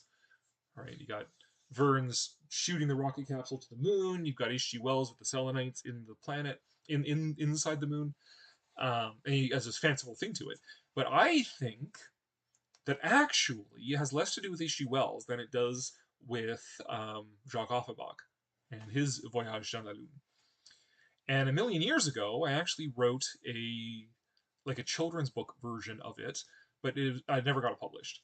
I was working on the art, and then like all of my files just disappeared. I must have accidentally deleted them without having backed them up, which I thought I had. So I still have the actual like physical art. I just haven't scanned it in and all that sort of stuff. Um, so I don't know. Plus, it's like, there's better art out there. I would probably be better served by like collaborating with an actual like digital artist to illustrate the book than just my crappy pen and ink drawings. So we'll see. But anyways, Offenbach Voyage dans la Lune is an operetta I would actually like to see. But anyways, oh, that counts. Watch your vid on The Man Who Laughs. I need to see the film. Also, I never knew the Joker was originally based on that character. When I saw the deleted scene of Joker from the Batman, he seemed to be. Yeah. Yeah, developing the Joker was definitely inspired a lot by the visuals from The Man Who Laughs. Definitely, Gwynplaine. Man Who Laughs is a brilliant movie. It is such a good movie. As I exclaimed in my video about it, it is such a good movie. It's only even like technically a Universal monster movie. It's not even a monster movie. It's historical Victor Hugo historical drama where society is the monster. But I watched the original Casablanca on 35mm in a movie theater with a full crowd of people. It was probably my favorite theater experience ever. That's awesome. I have seen Casablanca in theater as well. Yeah, Casablanca is one of those like standout movies where it's like, I don't list it as one of my favorites, because it doesn't necessarily speak to me on like a soul level, like the way that Fantasia or Midnight in Paris or King of the Mockingbird does. But Casablanca is one of those movies where you watch it and you're just like, holy crap, how can a movie be this good? Like, how is it possible for a movie to be this good, this well shot, this good of a script, this good of dialogue, this good of acting? Like, just, oh my god. Like, Casablanca is just like transformative for your appreciation of film, right? Like, just it's so good. And like I said, I don't list it as one of my favorite movies, but I mean it's so good. It's such a good movie. Based on the movie based on that movie, more based on his look. Yeah, I'm excited to see where the second of the Batman goes. Yeah, the darkest Batman. How black is it? All the black. Yeah, I like the Batman. I think. I mean, this sort of came up with Superman and stuff, and how everyone's like, well, not everyone, but certain people were just like, oh my god, like superheroes should be dark and edgy and serious and whatever. And it's like, well, no. In fact, I have been growing in my appreciation as an old man now for the original Adam West Batman. So I actually picked up the McFarlane DC Multiverse Adam West Batman figure recently here as well. Um, just because, like, yeah, I like the Batman. I like the Dark Knight was good. Not so much the other two movies in the trilogy, but the Dark Knight was definitely great. Um, the Batman was good. You know, '89 Batman is good, and Batman the Animated Series I think is like the archetypal Batman. But you know, there's also room for Batman the Brave and the Bold, and for the Adam West Batman, and both Teen Titans and Teen Titans Go. You know, they're doing different things. They're both good. Can I put Batman here? Um, you know, there's room for all of this stuff, right? You can have, you know, this grim deconstruction of superheroes in Man of Steel, and you can have fun, lighthearted, quirky Superman in James Gunn's Superman, right? So, um, yeah, we'll see where the second the Batman goes. I haven't seen the Penguin series. I wish I had been able to see the Penguin series. I'm sure that would have been also sufficiently dark, black on black. Um, Batman himself is based on a silent film villain called the Bat. Yeah, Penguin Show was great. Okay. Um, Expose. My bestie treated me to a big screen Casablanca February 2024, and holy crap, it was lovely. Yeah. Treated you. So did they like rent a theater? I've been thinking about doing that actually for like a birthday. Like rent a theater and watch, like, see what we can watch. If we can watch Fantasia or watch King Kong, one of the two. Um, so we'll see. Yeah, seeing Casablanca on theater screen is like nothing else. Yeah, the Bat was a criminal who wore a cape and a mask. The Shadow also inspired a lot of the lore in the Batman. Yeah, the Shadow and the Batman is the Batman is the Scarlet Pimpernel archetype, right? So you think of like certain archetypes of heroes. You know, Superman is the superhero, right? He's got just superpowers of the wazoo. He's the superhero. Then you have the Scarlet Pimpernel archetype, and that's the archetype of the, you know, the wealthy dilettante who is actually this costumed man of action, right? So the Scarlet Pimpernel is sort of the first real version of that. Um, and then Zorro is also a version of that, and then the Shadow, and then Batman are all versions of that archetype of the wealthy dilettante who by night, you know, stalks criminals by night or whatever. I've gotten Fantasia on Blu-ray along with 2000 and some animated Mickey shorts. Yeah, nice. It's early Batman with his gun. Yeah. Well, like the toy, the the Detective Comics 27 Batman figure didn't come with a gun, but he came with a pipe wrench. So, there you go. The Bat pipe wrench. I like the Sorcerer's Apprentice sequence in Fantasia. Yeah. Disney has gone back to destroy all of their movies. Sure have. Yep. I stopped. God, what was the last one? I think it was Aladdin. Was the last live action one that I saw. And then we started watching Lady and the Tramp and turned it off like 2 seconds in, because it was just like so bad looking. We started watching it. It's like, no, not interested. Um, you know, didn't see Snow White. That's for sure. Like, nope, nope, nope. I like the original, so obviously the remake was not for me. So that's okay. And DreamWorks is following. Cory, did you get to see the travesty Disney man? Snow White? No, I did not. Just answered your question. I skipped on seeing Snow White. It was not for me. I'm sorry, but the only Disney films I have liked yet is only 20,000 Leagues Under the Sea and Fantasia. Well, that's okay. That's my two favorite Disney movies. So there you go. if I was going to suggest other Disney movies, I mean, you've probably seen lots of them. Those are the only two you liked. But my favorite Disney movies, um, Fantasia, which I've done a whole video about, Snow White and the Seven Dwarfs, which I've done a whole video about. And for a long time, Snow White was just sort of a movie that existed. But then I did, a million years ago, for an old blog that the bride and I did, a Disney vlog, we actually watched like every Disney movie in order, like from Walt's lifetime. So from 1937 to 1967. And that really changed my opinion of Snow White. Because I was trying to understand the historical context of why Snow White took off the way it did, and why it became so popular, and how it then went on to inspire the rest of Disney's movies. And that made me really appreciate it. And so, yeah, Snow White, I would say now is one of my favorite Disney movies. Um, 20,000 Leagues Under the Sea, yeah, Mary Poppins as well. It's sort of the first modern Disney musical, right? It's the first Broadway style Disney musical. Disney movies have always had music in them, but Mary Poppins was the first like deliberately Broadway style in the vein of Sound of Music and My Fair Lady and all of those sort of Hollywood musicals of the 50s and 60s, which very much drew from Broadway.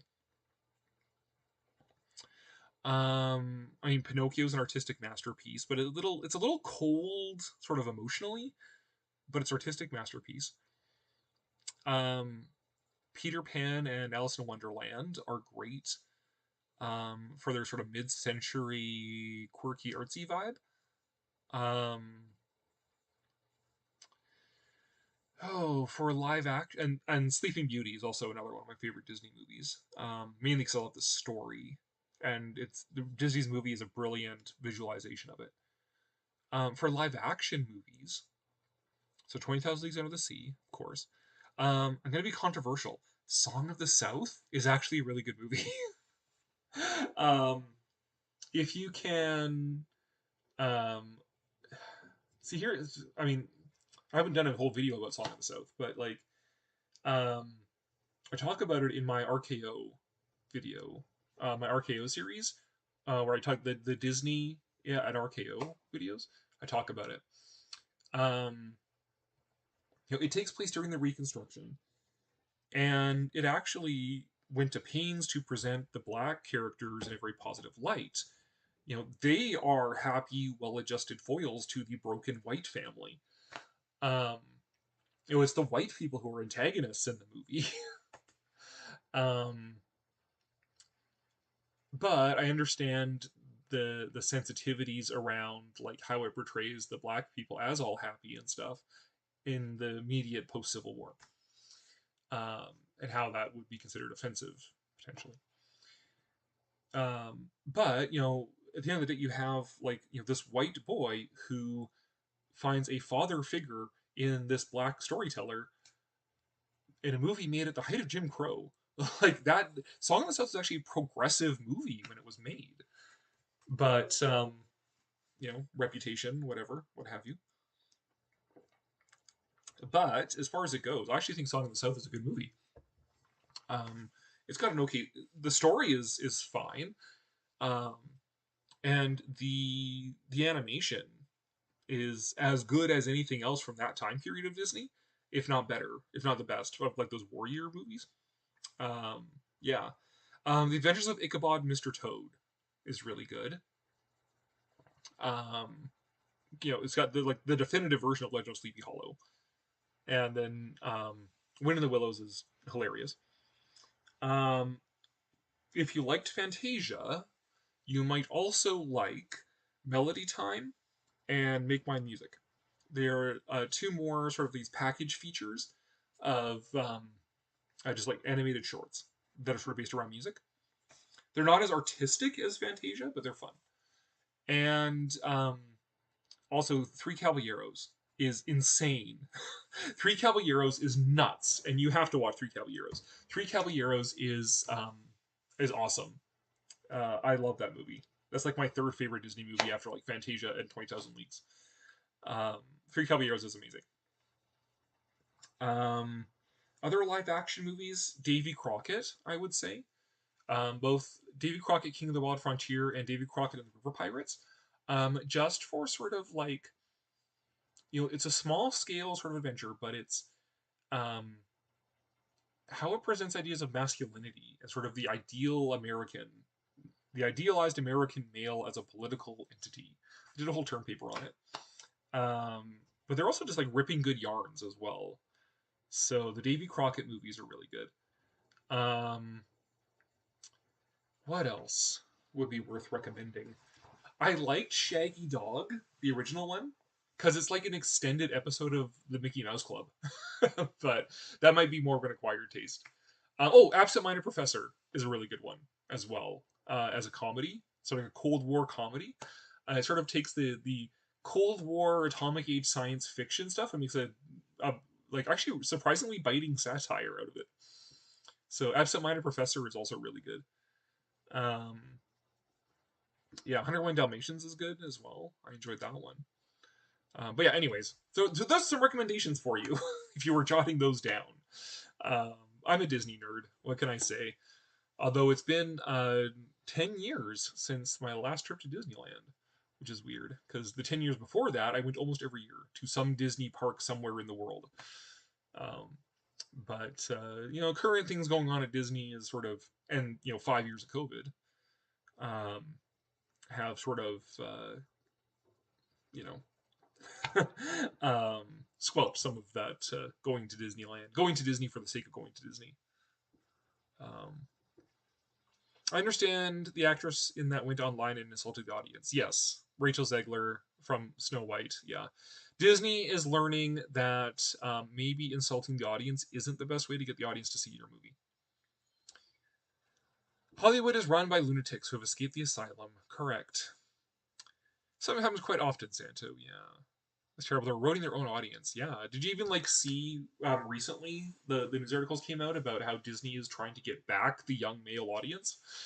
It's like, yeah, after a decade of telling young men, that they are evil and horrible for being men and you don't need them and you're not the audience anymore and all that sort of stuff, suddenly they decide they need young men's money. So, yeah, it's something, that's for sure. Gonna make a movie like that. I remember Bugs Bunny was in the opera. Theater kids can be really fun, but also overly dramatic. You ever see The Day the Earth Blew Up? I have not seen that yet. I have not seen The Day the Earth Blew Up yet. I should do that. I should look and see if it's on streaming anywhere. Could you imagine if they re-release Fantasia in the decades, but they keep remaking the Rite of Spring segment to be updated for a more recent geological understanding of ancient life? Yeah, that would be interesting. The thing with Rite of Spring, and I talk about this in my Fantasia 40-minute Fantasia video, is that it's not just that the dinosaurs are, old timey looking. It's such a different presentation of what dinosaurs were like. In the idea that it's the Rite of Spring as a whole is presenting sort of Earth's history as this titanic struggle of evolution and geological forces, and where one reviewer called it, life is a lichen on the stone of time. The idea is that this is nature red in tooth and claw. This is this alien antediluvian world of these reptilian minds clashing for survival. And today, we have a very different view of dinosaurs today from that, and what they mean and what they represent, and all that sort of stuff. Dinosaurs are these big, colorful, lively animals now, and you watch a modern dinosaur documentary, and it's like watching a modern, just nature documentary in general, right? Like the new Walking with Dinosaurs, or the Netflix Life on Earth, the one with Morgan Freeman narrating. Um, these lively, colorful, active worlds like our own. Um, and that's the whole idea, is the past was very, was like our world, right? It's our planet, and there's this continuity of our planet and life on our planet. And so you go to a jungle today and it would have looked jungle back 65 million years ago would look the same kind of thing, just different animals in it. Whereas Disney is presenting like, this is the dark, dim, orange-skied, reptilian, antediluvian world of titanic struggle for survival, of evolutionary survival. Um, so you can't directly translate Rite of Spring over to just more updated dinosaurs. It's an artifact of its time period as well. That was hardly seen by anyone. Angel, the way WB just threw that into theaters without advertising campaign, it's kind of thoughtless. Yeah, I almost wonder if it was some kind of like sort of producer style thing. Like they couldn't have made money on it, or else they would have like they had some kind of fraud scheme going with it. I hear they're finally releasing Coyote vs. Acme. Yeah. You're right, Santo. It reminded me a little of what they did to John Carter. Yeah. Yeah, John Carter. No, John Carter, they actively threw under the bus. Like, they actively threw John Carter under the bus. And Disney themselves were like, yeah, we don't know what this movie's about or who it's for. Like, the first weekend it was out. Casablanca is my #1 favorite film of all time. This is so much perfection. And Ingrid Bergman's soft focus ethereal swoon. Yep. Cool figure. Oh yeah, the Adam West Batman. Yeah. Sorry, where did they go? Tried to watch Superman and fell asleep through it. Oh. To the Batcave, Robin. You're just gonna start calling every single adventure film the Trader Horn of the Blankets, whatever year it came out. Yep. Since Tarzan, the Ape Man, was the Trader Horn of 1932. Yeah, I guess King Kong was the Trader Horn of 1933. Jurassic World Rebirth is the Trader Horn of 2025. Love Dancing Batman. Why haven't we gotten a film about the Metal Men yet? The Metal Men would totally fit into the same world as Superman. Like there's a lot of people talking like, oh, what's Batman gonna be in the new DC cinema universe? It's like, honestly, it wouldn't hurt my feelings if they didn't even put Batman in the DCU, the new James Gunn's DC universe. We've got the Batman, we've got Batman cartoons and everything else. They don't need to put Batman in it. There's so many other characters they could do that would fit into the world as established in the Superman movie. So the Metal Men would be a good one. Plastic Man would be a good one. Justice League International, they're building up to that. There's so many more characters they could do that would fit into sort of like this wacky, crazy, zany world, and just really go in for like those obscure, weird like DC characters. The Atom, they could do that, except the people would then say like, "Oh, it's just knocking off Ant-Man." But if you had the Atom like in a team, that would work. Wonder Woman, they've already kind of done with the Gal Gadot movies, so. And then the first Wonder Woman movie was actually pretty good. So, but yeah, Challengers of the Unknown would be a good one. I would look at like the Batman, the Brave and the Bold, and see what they put in there, and what would work, what they could translate over. Like the space taxi driver, like space cabbie, him would be hilarious to see in there. Yeah, but yeah, just that's where I would go, is like look at Batman Brave and the Bold cartoon and see pluck out characters from that would work in this kind of crazy wacky sort of DC world. Those takes of latest X-Men surprise. Remember the first Batman on silver screen was a film stereo from the 40s. Yeah, I've seen that. It was something. The first Batman story, The Case of the Criminal Syndicate, is a direct copy of one of the Shadow stories. Is it really? Well, given that Bob Kane was a plagiarist and took credit for stuff that he didn't come up with, yeah, why not? Remake of Snow White was strange, to say the least. Yeah. It was weird. Weird. It was a communist version of Snow White, yeah. In our kingdom, we all share. It's like, I don't think you know how a kingdom works. Less communist and more bland slop version, yeah. Do you think Disney will ever remake 20,000 Leagues Under the Sea? They keep threatening to do that. There were threats of like a prequel with Will Smith. There were threats of a prequel TV series on Disney Plus, all that sort of stuff. I don't think they ever will get their shit together enough to actually do a remake or a prequel or a series or whatever.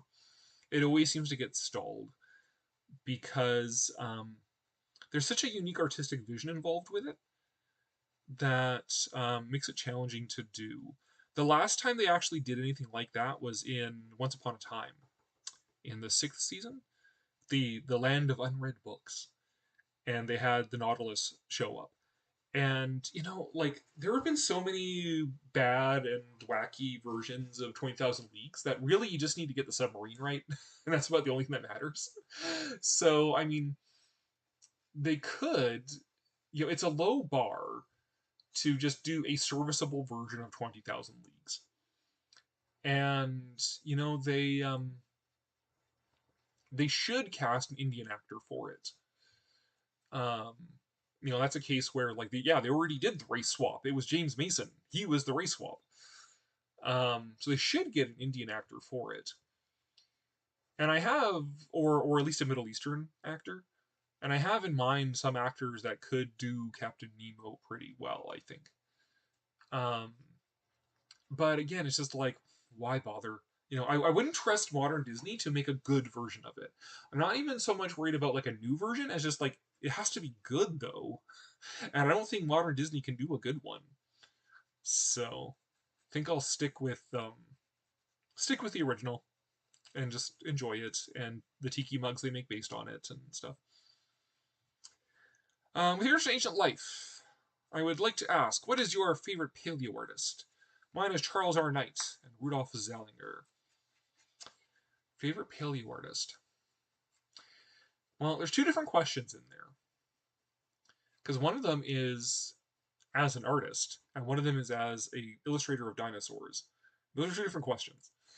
As an illustrator of dinosaurs, it's sort of every few years there's some new crop of them that come up, right? So like Michael Skrupnik, who I know, is good. Julius, can't remember how to pronounce his name.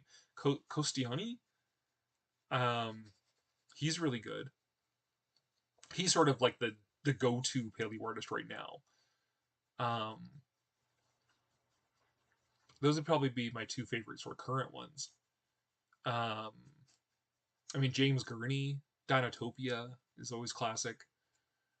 For artistic quality, though, yeah, I'd say Charles Knight has grown on me a lot. Gone from being just like, oh, this is just outdated stuff to like, appreciating the artistic quality of his work itself, regardless of any accuracies or inaccuracies or whatever. I was talking in the South when I was a kid and saw nothing offensive about it. Yeah. I mean, I'm gonna, I wouldn't dare to tell a black person that they shouldn't be offended by it. If they are feeling sensitive, if it is touching on sensitive things for them, I get that. But I would say at least like, don't lie about what's in the movie. Don't misrepresent the movie. Um, and really, I think Disney just harms itself by not releasing it. Because I mean, you can get it online, but I mean, everybody has opinion about it, but nobody's seen it. Even though you can get it online, like the copy I have is just ripped from online source. Um, I think if they actually released it and had those discussions in there, right? Like have these special features of these discussions. It would have been perfect for like Walt Disney Treasures. Have one disc with the movie and the second disc of the discussion about the movie, its historical context and its meanings and how its meanings have shifted over time and that sort of thing, like something like Criterion Collection would do. And maybe that's who might end up doing it someday. It's Criterion Collection. Um, since Disney doesn't make home video anymore, they license that out. Yeah, it's just don't need to make up stuff about it. Like if if you're gonna not like it, okay, but like it dislike it for reasons that are actually true and not just sort of popular mythology about it, right? Um, People today are so too sensitive; they'll get offended about anything. Disney owns the Alien franchise now. Alien Earth is so far pretty good. I've enjoyed it. Some visuals harken back to the original '79 film. I'm kind of interested in watching Alien Earth, just because of the non-alien, like the non-xenomorphs. Like, okay, it's got xenomorph in it, great, whatever. But these other things, like the plant that's hanging upside down, and like the little eyeball creature and stuff, I'm kind of interested in like what else do they come up with, like to fleshing out the universe of Alien. It's not just, oh, another ship with an alien running around on it. Oh, this time it's a planet with alien running around on it. But to sort of expand the world of it. But I don't know. I gave up watching Alien sequels a long time ago. I did watch Prometheum, or Prometheus, sorry. Um, Queen Prometheum is the character from Galaxy Express 39. It was dumb. Prometheus was dumb. So, I don't know. Um, I didn't see the sequel, but I am aware that they turned the xenomorph into like this thing designed by David. It's like, no, that defeats the whole point. The whole point of Alien was that it was just the cold, dark unknown and how hostile it is to human life and how hostile the universe is to our existence and stuff. Like, it's not supposed to be like this, bioengineered weapon thing or whatever. Whatever. Anyways, speaking of hostile universe, looking at this, I picked this guy up at Spirit Halloween. Ah. So Mars Attacks. Since I can't have my Mars Attacks animatronic anymore, I've got the Mars Attacks doll that Spirit Halloween put out. So there we go. Speaking of hostile universe filled with aliens, there we go.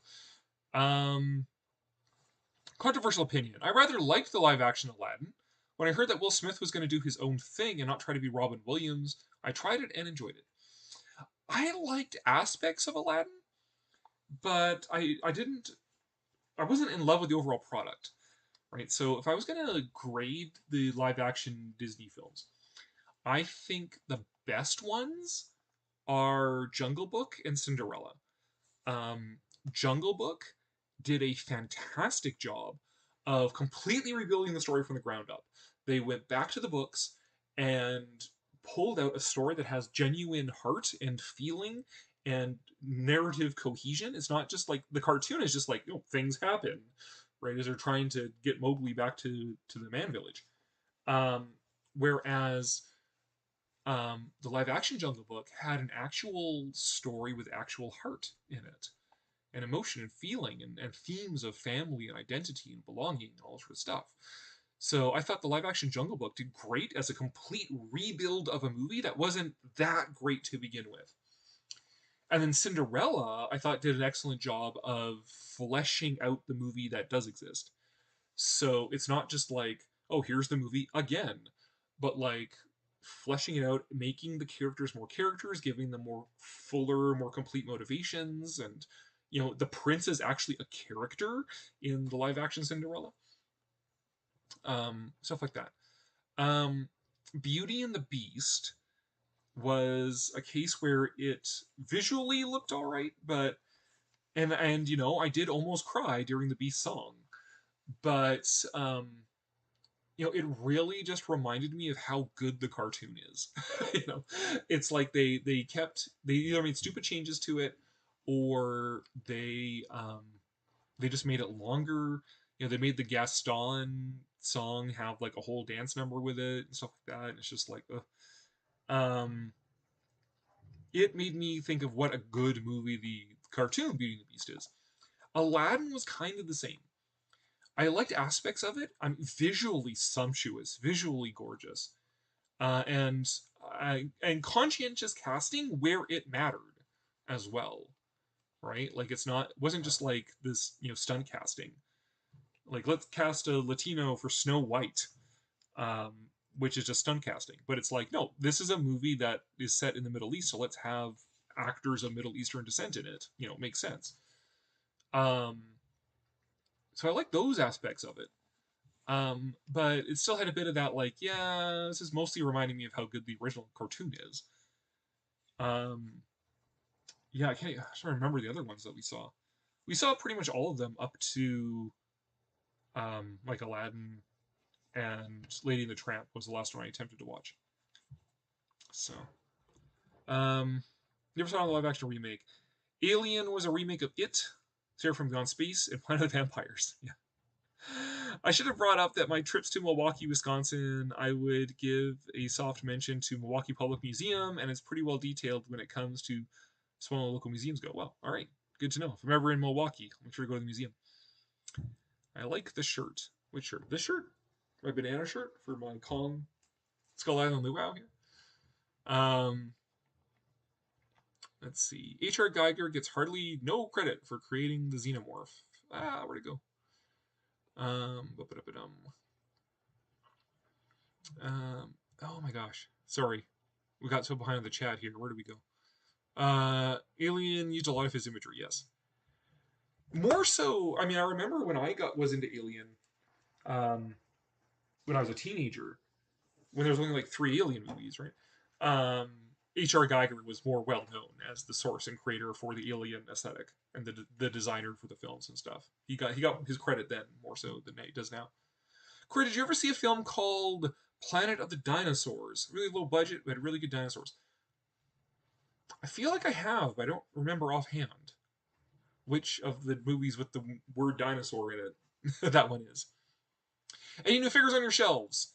I just showed off. Let's see. I showed off the Mars Attacks. This is a new one I got. Showed off the Death for Real Godzilla and Mothra biting his tail. So and then I did just show off um, Adam West Batman. Picked him up. So yay, got that. And then I also just got a couple Masters of the Universe ones. This is the older Beastman that came out, the new Eternia one. I actually just picked him up today from a toy show. And then the new Hordak that came out. I got him too. Hey. The new Hordak that came out, which is awesome. He's so good. The only thing I wish with this guy was that he had more of like um, the leather loincloth, like the 2002 animated version of him. I wish he was a bit more inspiration from that, but otherwise, like this is a darn nice looking Hordak. So this is gonna go with my. You didn't see him in the background in the old setup because they were above the screen. But I have like a representative collection of these Masterverse figures. So I've got the He-Man, She-Ra, Skeletor, um, Horde Trooper, and now Hordak and Beastman. And I had Stinkor, because Stinkor's like actually my favorite of Skeletor's minions. I might get rid of him though because it's sort of he's not a great version of Stinkor, and because I'm kind of doing this like representative collection, I'm not collecting every figure. I'm just collecting sort of the representative ones for sort of the classic, like classic He-Man. Sort of, it made more sense to me to get like Skeletor and Beastman because Beastman is Skeletor's minion, his main minion. Um, but then also that's sort of telling me like by that logic, should I also get like Man at Arms and Tila? No, no, I'm not collecting them all. But if they come out with a Battle Cat, I'm probably gonna get him. He-Man and Battle Cat. But yeah, anyways, so those guys that are recent. And what else? I mean, that's 80s stuff. That's not like the classic monster stuff. Sorry, you're gonna go down here, Beastman. Ba-ba-da-ba-dum. Transformers picked this guy up today as well. Another Junkion. There we go for my Transformers collection. Transformers the movie collection. And Halloween stores are open now. So this isn't a figure, but I did get a giant rubber fly because why not? And I like this guy because it's like a zombie fly or something dumb like that, but it's just like this big goofy like lurid green and pink and black rubber fly. So I had to get the rubber fly from the Halloween store. So there we go. Spirit Halloween is that one. That's my most recent toy purchases. So there we go. Unfortunately, they're going to close MPM soon and replace it with a new updated, smaller museum. Oh, boo. So the Rift Tracks version. The people running WU right now are a bit on the shady side. I've never seen a good studio outright cancel films. Challenge of the Unknown for the new DCU. Yeah, I would love that. That'd be great. It does seem like they're trying to destroy the studio. Infinity Inc. I don't know. It would be neat to see Justice Society, right? If they did like, because Marvel does these retro ones periodically, right? Like Captain America. Captain Marvel is actually a period piece, and Fantastic Four kind of. It would be neat to see them do like Justice Society, or like at least some of the uh the main characters from that. So like um Wesley Dodds Sandman would be the main one. Um Golden Age Wonder Woman, Golden Age Green Lantern, Golden Age Flash. Um but then they probably try and work Golden Age Green Lantern into the story about Green Lanterns, right? The Lantern series that's coming out and stuff. I can see Kamadi being to a movie. Bob Kane was smart. He put his own name on every Batman comic. Um, but Bill Finger was the one who actually invented all the Batman stuff. Yeah. I'd like to see a new Flash Gordon or the Phantom movie. I continue to hear that Warren Beatty is going to do new Dick Tracy. I keep hoping for the best and expecting the worst. No, all Warren Beatty does is just every few years he does some dumb thing. So his last thing was like a year or two ago, where he just had Leonard Maltin interview him while he was wearing the Dick Tracy costume as the Dick Tracy character, just to like maintain his rights to Dick Tracy, which is just like, okay, I guess he could do that. So yeah, unfortunately, no Dick Tracy stuff while that's still happening. But like I would love to get a Dick Tracy figure, not like a Mezco $150 freaking 112 collective, but like something like from a NECA or a multiverse like McFarlane. I would love to see Dick Tracy, and God, it would be so easy to customize one. Just get the body for Wesley Dodds Sandman or the Question, pry off the fedora, and then use the Golden Age Superman head, put that on there, put the fedora on him, and boom, there you go. You got Dick Tracy. Just repaint it, right? I'm almost tempted if I could find like another Wesley Dodds Sandman figure and another Golden Age Superman for like cheap, and try that, or even just like take the Golden Age Superman that I have, because I have the Fleischer Superman, so I could part with the Golden Age Superman if I really felt like it.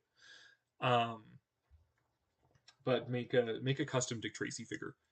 Because I would love to have him as have like a NECA sort of figure of him. And in fact, I just got also. Hold on. I actually just picked up this as well from Used Bookstore. So the celebrated cases of Dick Tracy. So 31 to 51 to some of sort of the main storylines with the different his different rogues, their flat top and the brow and all that sort of stuff. So just picked that up here recently. But yeah, Warren Beatty's not going to do another Dick Tracy movie. He's just squatting on the rights, so nobody else can do one. The Extraordinary Gentleman had very accurate Captain Nemo, semi-accurate, right race, but it was based off the comic, not so much the books, because in the books he's actually fairly ambiguous. Like he's not running around with a turban on and that sort of stuff. In the books, like they actually don't know what race he is. It's revealed in Mysterious Island. I wish that we should understand dinosaurs and other life in this planet's past to be up to date, and have to confuse that. I do love the classic depictions of dinosaurs. Yeah, they do have a charm to them. That is true. My all-time favorite dinosaur movie.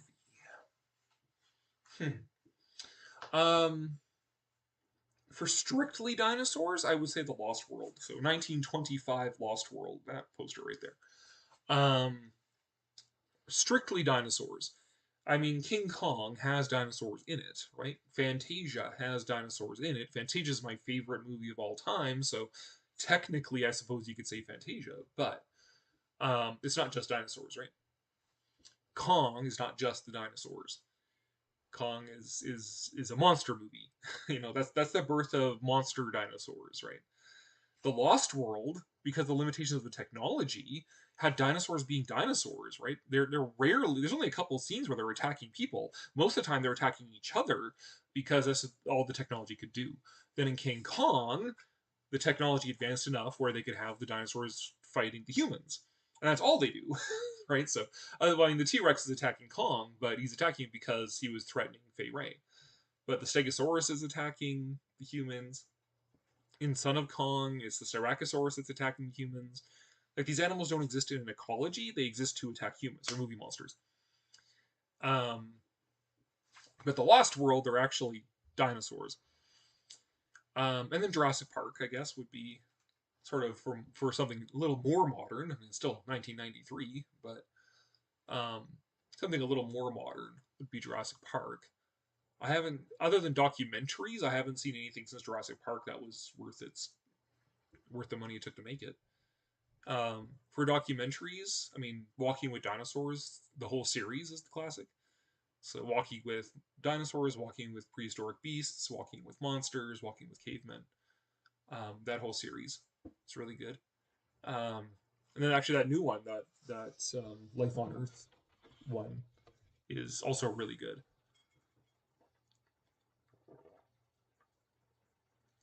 Song of the South isn't that bad. At least nowhere near as Birth. Of, yeah, no, Birth of a Nation is like active propaganda for the KKK. Like, um, isn't Alien just a copy of a copy? Yeah. It's like the same movie over and over again. At Milwaukee Public Museum, there's a creepy statue of a Tyrannosaurus eating a Triceratops. Cool. Prometheus. Oh, look, a weird creature over there that has the head of a snake. Let's go touch it. Yeah, God. That's why I'd say Prometheus is just dumb. It's so dumb. They arrive on this alien planet and take off their helmets. Like, even if the atmosphere is breathable, you don't know what's in it. You don't know what pathogens are in it and how they'll react to humans.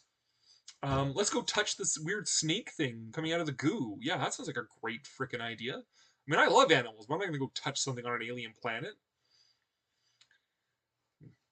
Oh, yeah, it's so dumb. And then, like, let's just, run in a straight line instead of off to the side. Like, oh my god. Yeah, no, Prometheus is so dumb. It's one of those movies of, like, what stupid people think smart people are supposed to be like. It's just like, those people in Prometheus did not behave anything like real scientists. Nope. Live action animated Jafar was so. Yes, he was. That was definitely a down point in Aladdin, is that the Jafar was so boring. He had no charisma at all. They acted more like dumb teenagers in a horror film, yeah. Lilo and Stitch is the same way, Cory. The animated version is much better. I've heard about the Lilo and Stitch and how it's sort of like, you know, Ohana means get lost, kid. I got a degree to finish. Like, uh, yeah, they just can't. This is what I'm saying. Like, they can't even be trusted to write a. They can't be trusted to write a good movie. So that's why I don't want them doing 20,000 Leagues. It's not that I don't think it can be remade. It's just I don't think they can do a good one of it because they can't even do a good version of like a movie they wrote originally. Lilo and Stitch, like they just completely sacrificed the whole theme of the movie. Original is always better. Always thought the original Alien was a bit boring. It's a really nice collection back there. Thank you. Those are outstanding figures. Thanks. Does Stinkor stink? I wish he did.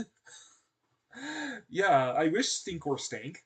And every time we go like a toy show or whatever, and I see like an original Stinkor, I like always open the bag to sniff and see if it still smells like that. And then, unfortunately, I've never found one yet, so I've never been able to show the bride or have the bride sniff what Stinkor actually is supposed to smell like. It's just patchouli oil, but still. Um, no, the Masterverse Stinkor does not stink, which is too bad. He should stink.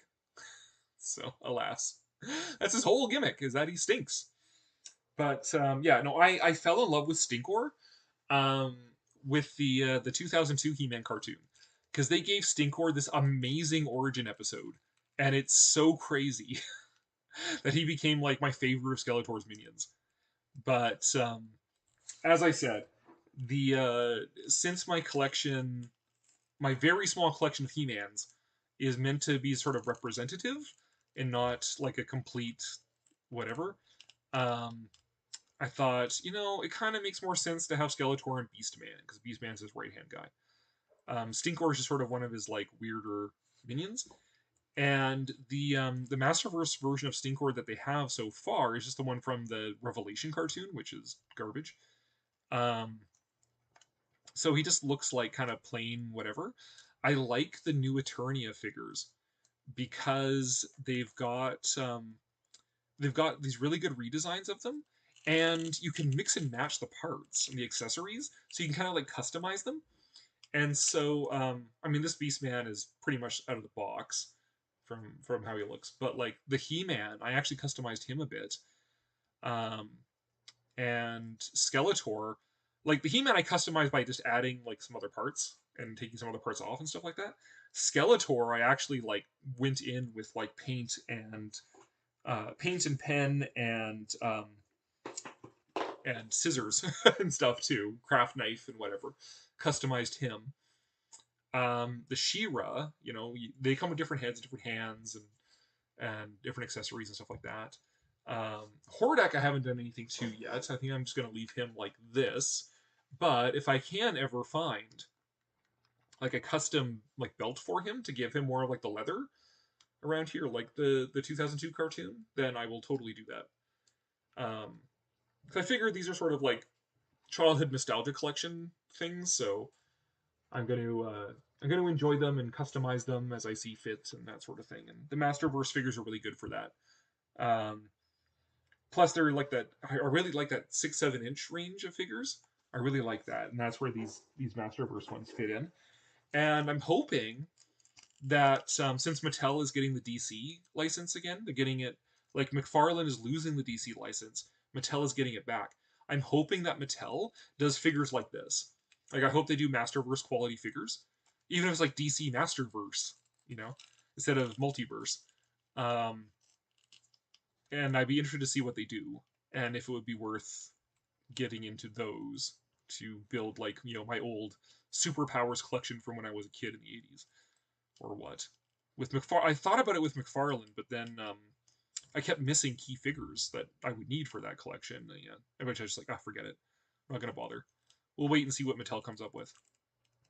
So they do like a good generic Superman and a good generic Batman and a good generic Wonder Woman and a good Plastic Man, that sort of stuff. Then sign me up. Good Firestorm, a good Atom, good Green Lantern, good Flash. But yeah. Anyways, I'm getting off here. Um, help me, help me. Yeah. Yeah, I'm not sure if this rubber fly is gonna like hang out with Vincent Price and the Mego Fly figure that I have or not. Haven't decided that yet. But you'll see him on the back once I get the studio done. The studio is where the monster toys are gonna be. The Kongs are all out here in the Tiki Room. The monsters and the '80s stuff is all gonna be in the studio. So and then I'll pick my backdrop for what makes sense for the video I'm working on. Alien was a bit overrated to me. Aliens was much better. Yeah, well, I mean, they're like totally different films. Aliens is like an action war movie. Alien is a survival horror movie. There's Society appeared in Black Adam. Yeah, yeah, I know that, but like I'm thinking like more of a classic Justice Society. Wesley Dodd Sandman, um, Golden Age Flash, Golden Age Green Lantern, that sort of thing. Love the Dick Tracy comic strip. Dick Tracy influenced Batman. He was one of the first heroes with his own Rose Gallery. Madonna played Breathless Mahoney, the Dick Tracy movie. Spoilers. My favorite dinosaur movie is 1 Million Years BC because Raquel Welch is in it. I mean, not bad. Do you think they should tackle aliens in the next MonsterVerse film? Well, I mean, supernova implies extraterrestrials of some kind or another. I don't know. I mean, everyone's speculating on what supernova might be. Oh, it's going to be Space Godzilla. Oh, I don't know. Nobody knows. Nobody except the writers and the people making the movie know what's going on with that. I'm not going to hazard a guess. I would love. Well, Love is a strong word. I would be entertained to see how they would do like Planet X and the Zillions. Um, Gazillions are my favorite alien Godzilla race. Invasion of Astro Monster, they're so striking looking. They did a great, reboot a la the Matrix of them in um, Final Wars, and they were scary as F in the anime trilogy. So, a MonsterVerse version of the Zillions would be interesting. Maybe, potentially, if it's any good, if they write it well. But I don't know. I mean, I felt that, like, you know, Kong's story arc is kind of wrapped up, right? Like, he's found a home, he's found a people, he's become king of the apes now. Um, his story's kind of wrapped up. But I did feel if they wanted to keep going, they should split them apart again and do like a separate Godzilla movie and a separate Kong movie. And do like Kong and Mothra doing something in Hollow Earth, while Godzilla and like Rodan do something up on the surface. But maybe Supernova will be more Godzilla focused, and Kong will just sort of show up in it the way that like the last movie was Kong focused and Godzilla just kind of showed up in it. So we'll see what happens. Maybe there'll be like some Deus Ex Machina at the end where Kong and his army of apes come pouring out of the portals from the Hollow Earth to fight the alien menace, whatever it might be, Space Godzilla or whatever. Um, that could be fun. Like, it has to be insane. That's the thing. If it's gonna be bad, at least be like balls to the wall nuts. Then that'll make up for a lot. If it's awfully bad, 27 Leagues would be about environmentalism today. Yeah, spray Stinkor with fart spray. I actually was thinking about customizing him.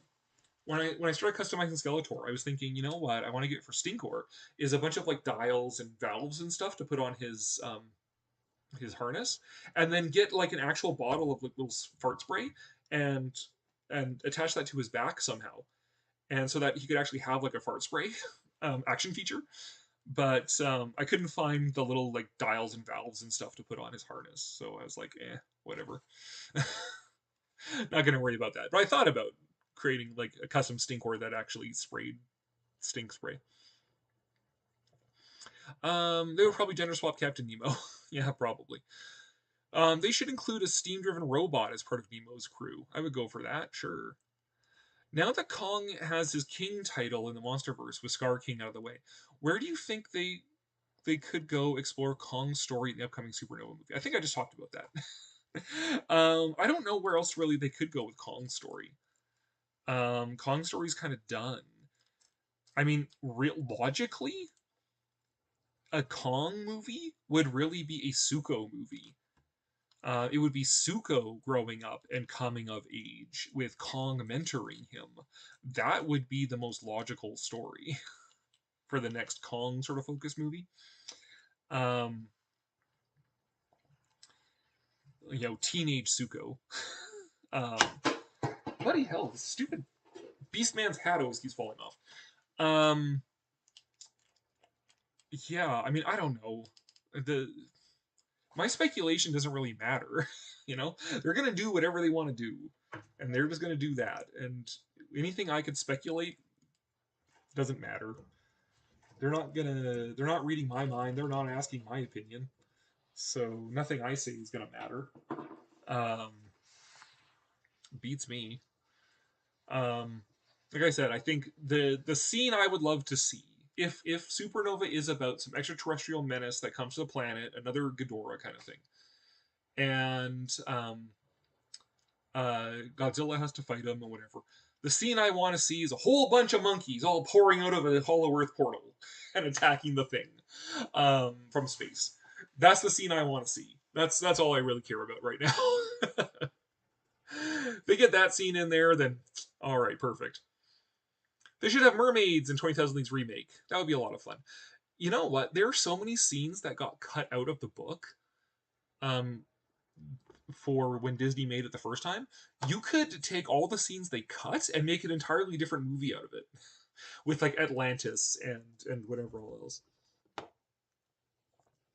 I would have enjoyed if they expanded on Scar King more in GXK. Cool character. I like Scar King.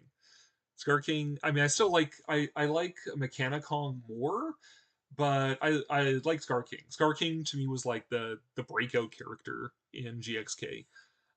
It was cool to have like another villain for Kong. It was cool to see such a different version of like an anti Kong, right? Because like who are Kong's enemies, right? There's the T Rex. There's Godzilla, which is just the T Rex on steroids. There's Gorosaurus, which is a stand-in for the T Rex. And then there's Mechana-Kong, which is a robot Kong doppelganger, and there's Scar King, which is like the evil Kong. But they didn't just do like, oh, he's King Kong, but he's evil. Is like he's more like an orangutan or a chimpanzee. He's more of an acrobat. He's more of a schemer instead of a fighter.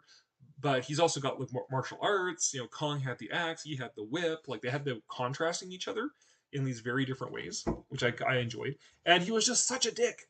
Scar King was such a dick, an entertaining dick. So yeah, but Scar King's pulp now, so no more Scar King. But I do think I would love for some intrepid, stop motion animator, to do just a little short prequel to the original King Kong, 1933 King Kong, where a young Kong defeats Scar King, 1933 Scar King, to become King Kong of Skull Island.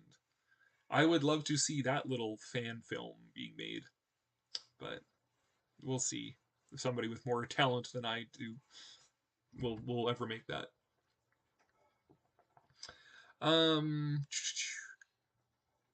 We shall see more of the Giant Kraken.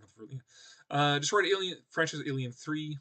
They should include Kaiser Ghidorah in Supernova. I mean, that's all that speculation.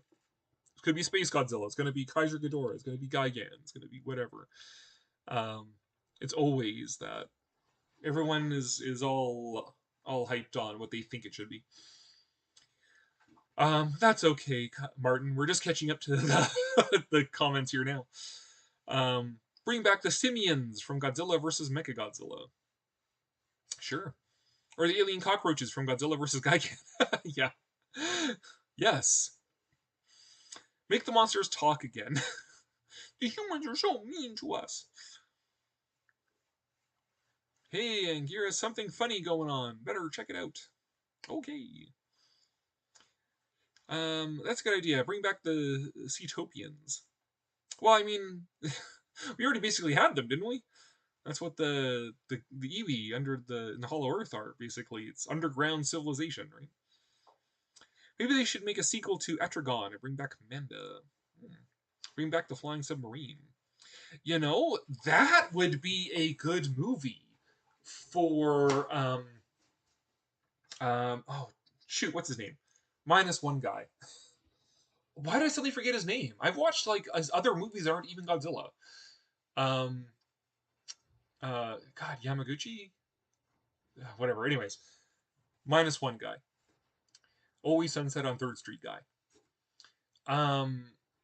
I would be very interested to see his version of Atragon.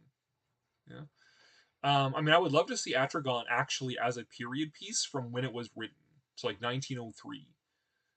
But barring that, if they wanted to go with Atragon, like a remake of the original film, it's sort of this post-World War II reckoning with World War II and Japanese militarism and stuff, and that is very much up his alley, right? -1 had that. Great War of Archimedes has that. That him doing a remake of Atragon would be really good. So yes, he should do Atragon. Bring back Atragon. Let him do Atragon. I'm familiar with the Nautilus prequel show that came out. Yeah. I want to see Mecha King Ghidorah in the next MonsterVerse film. Well, we kind of did, because isn't Mechagodzilla basically is Mecha King Ghidorah, right? I mean, in a roundabout way. But there were lots of. I mean, you could do a whole video. I'm sure somebody has on missed opportunities from the MonsterVerse. Like the movie I would have wanted to see that they didn't make, they should have made. It was teased at the end of King of the Monsters. Is the movie where like all the Titans are descending on Skull Island, and like Kong has to fight them off one by one as tougher and tougher ones keep coming, and then it ends off on the cliffhanger of Godzilla arriving, and then you go into Godzilla versus Kong. That is the movie I would have liked to have seen. See um, Kong versus Cilia, Kong versus Rodan, all these things. Um, Kong fighting off the other behemoths, building up to fighting Godzilla. And maybe that would have also, sort of silenced some of the dumb bullcrap from the toxic power scalers, right? Because if you could see in the movie Kong fighting these other monsters and building up sort of his stats a bit, then maybe they would have been like more excited about like, oh yeah, Godzilla versus Kong, this should be good, as opposed to whatever Kong's done me. Um, but that's not the route they took. So if wishes were horses. -1 did have similar things to After Dawn. Yes, it did. Did you hear about the crappy War of the Worlds film that came out recently? I've heard that it's crappy. I have not seen it. I haven't even watched reviews of it. I've just seen like the reviewers I do watch all like their clickbait headlines of just like how bad this movie is. Worst movie of the year. Worst movie ever made. All that sort of stuff. It's like, well, okay. I'm not even gonna bother. So we need to see more Toho monsters in the MonsterVerse. Yeah, Manda versus Dogora. I would like to see Shin Dogora anyways. If rather than a sequel to Shin Godzilla, I would rather see Shin Dogora. Um, because Dogora is like one of my favorite Toho Showa films.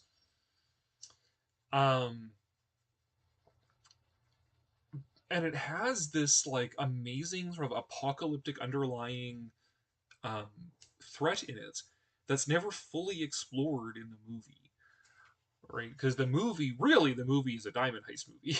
It just happens to be this jellyfish monster from space in the background. But like Dogora is an apocalyptic threat, right? Dogora eats carbon, and all life on the planet is made of carbon. Right? He's starting with diamonds and with coal, but eventually he's gonna start eating life, humans and animals and plants, and just sterilizing the planet. So I would really like to see a movie that explores that more deeply and builds that sort of apocalyptic threat that Dogora presents. So I would like to see Shin Dogora, like Hideaki Anno, get on it, get on. Forget Shin Gojira, make Shin Dogora. But whatever. No one's asking my opinion. Instead, we're getting giant spiders that are copies of Kumanga. Yeah, that's the other thing too, right? Is to me it's weird seeing Toho monsters mixed in with these original monsters. Like not some of the monsters are good. Like Cilia, I think is a good design. I hate like Behemoth or whatever it is, though the friggin' gorilla woolly mammoth thing. I hate how that one looks. I hate the Mutos though. Tiamat's okay, but I mean that should have just been Mando, right?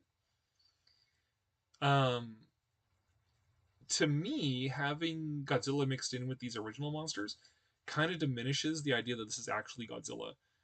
To me, it's Godzilla with an asterisk. It's Mothra with an asterisk. It's Rodan. Well, Rodan's slightly different because I'm not as attached to Rodan and Ghidorah. So I look at those versions, the MonsterVerse versions, and go, hey, those are pretty good. That's pretty good Rodan. That's pretty good Ghidorah. So it might just be my own subjective level of attachment to it. But I, I don't really think of like MonsterVerse Godzilla as a real Godzilla. I think it was like, oh, he's an American copy of a Godzilla. So, but then like Kong, it's like, okay, that's just the MonsterVerse Kong. Like, okay, whatever. Um, so yeah, I think I would prefer to see more Toho monsters. But then at the same time, it's like, well, that's just all kind of done though, right? Like, okay, see Godzilla fight Gigan again. See him fight Ghidorah again. Again. He's already fought Ghidorah in the MonsterVerse. Um, see him fight Space Godzilla. Well, okay, I mean, just could watch versus Space Godzilla. That would be the same effect. So I don't know, but I'm not the right guy to ask that to. Um, how come we don't get attractive actresses in Godzilla movies anymore? What are you talking about? Um, oh gosh, the prize listening in. Um, well, Shin Godzilla, had like that girl with the terrible American accent is an actual like model. So, there's that. The girl in -1 was pretty enough. Um, Rebecca Hall is. I don't necessarily have a type, but insofar as I do have a type, sort of gawky girls are. And she's very gawky. So, I don't know. I don't know. I shouldn't say much more. But to be fair, the bride is like in love with Henry Cavill. So, I have to live with that. Um, but I'm in love with Henry Cavill, so I mean, hey, whatever. Don't want to be a Debbie Downer, but what are your opinions on the news about the climate crisis? Do you think there is something to be really concerned about, or should we not get too paranoid? I think there is something to be concerned about. Yes. Um, I think. Oh God, this is like work. I talk about this at work. Um, I think that if we even focused on just the things we could see, like air pollution, water pollution, habitat destruction, garbage. Um, if we actually took recycling seriously, if we cleaned up our oceans, like that was that kid Boylan Slat, whatever his name was, that came with that machine that just skins garbage off the ocean. If we reduced our air pollution, if we protected species, if we protected habitats, all that sort of stuff, then that would have the ancillary effects of helping the climate as well. So, I think it should be a nonpartisan issue, right? We should just, in an ideal world, politics would be like, okay, here's the facts, and then we just vote according to who we think has the best solutions for the problems. Instead, it's like we're voting on whether or not there's a problem, which is like not a good place to be in. So I think there is a problem. Am I helping that problem very much with my, North American level of consumption? Probably not. Like I have to drive an hour and a half to get to work, so that's really not helpful for the environment. So I'm not saying this as somebody who's doing everything they could be doing to help the environment, but I do think that if we could even just focus on the stuff we could physically see, protecting animals, protecting habitats, protecting against pollution, solving pollution and all sort of stuff, habitat destruction, then we could go a long way to helping the climate as well. So there you go. That's my it's my sermon. I mean, a remake of Godzilla vs. Hedorah. Okay, Shin Hedorah is also a movie I would like to see. Doesn't even have to have Godzilla in it. Just do Shin Hedorah. Speaking of climate change and pollution, that would be a topical issue. And a pollution monster, Hedorah. Or really, you could really build that up as like, Hedorah is a creature from space that feeds off of pollution, right? And that's what causes it to grow from this sort of tadpole thing into the smog monster. Um, so you could really develop that, right? And have a Shin Hedorah that is, yeah, this creature from space comes, starts feeding off pollution the same way Shin Godzilla fed off their radiation. This thing Shin Hedorah feeds off the pollution and becomes this corrosive smog monster thing, this personification of pollution and everything we're doing to the planet. Um, I would watch that. I would watch that in a heartbeat. It's funny how pollution was already a problem back then. Yep, sort of since 1950s when it really started to pick up as a problem that we were really becoming aware of. Not that the Victorian era wasn't renowned for its pollution, but after the Second World War is when that consciousness really started to rise that like pollution is a problem we really need to do something about. That'd be awesome, robot. And it reminds me, I just scored a 12-ounce glass of tumbler with standing Hedorah on the side. Very cool. Thanks. To be fair, Henry Cavill could well be the perfect human male figure. Pretty much, yeah. And he's a gamer, so he's like cool in every possible way.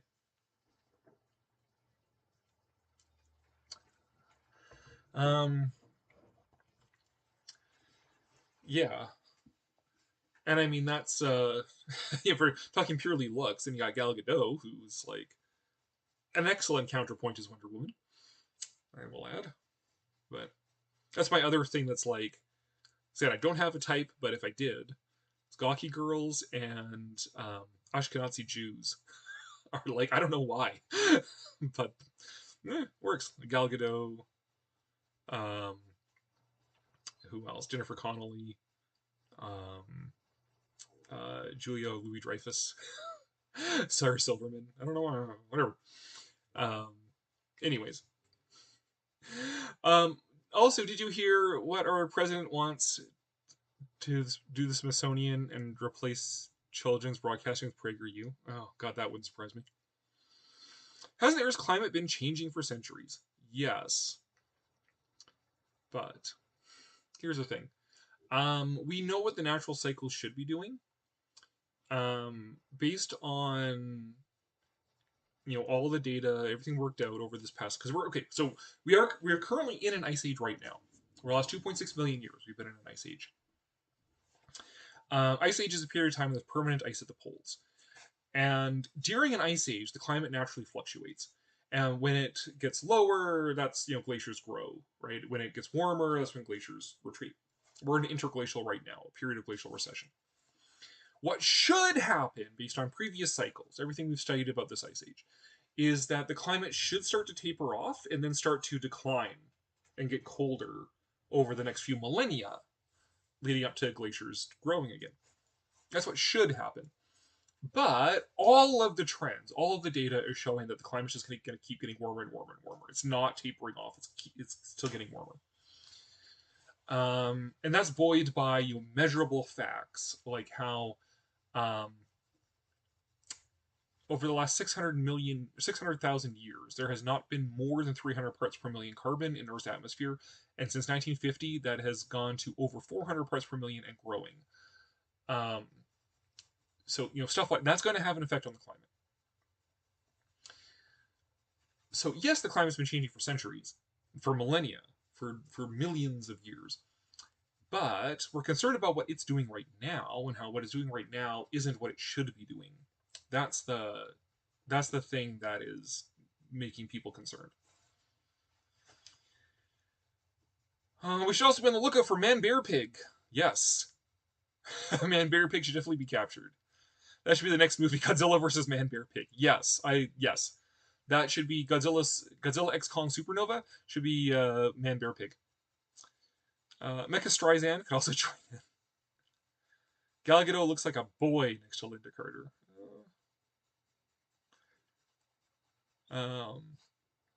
Sounds like pseudoscience. Oh, I don't know which one you're referring to there.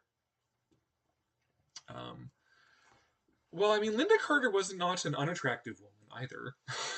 But, I mean, Gal Gadot is literally a model. So that's what she did before becoming an actress. And largely still is. Is a model rather than an actress. But, millions of years and we're still here.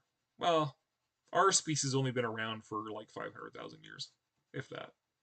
That's the highest possible date. It's really more like 100,000 years.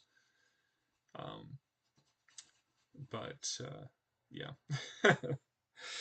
Anywho, now I've got everybody upset about climate change. Thanks for the controversial question.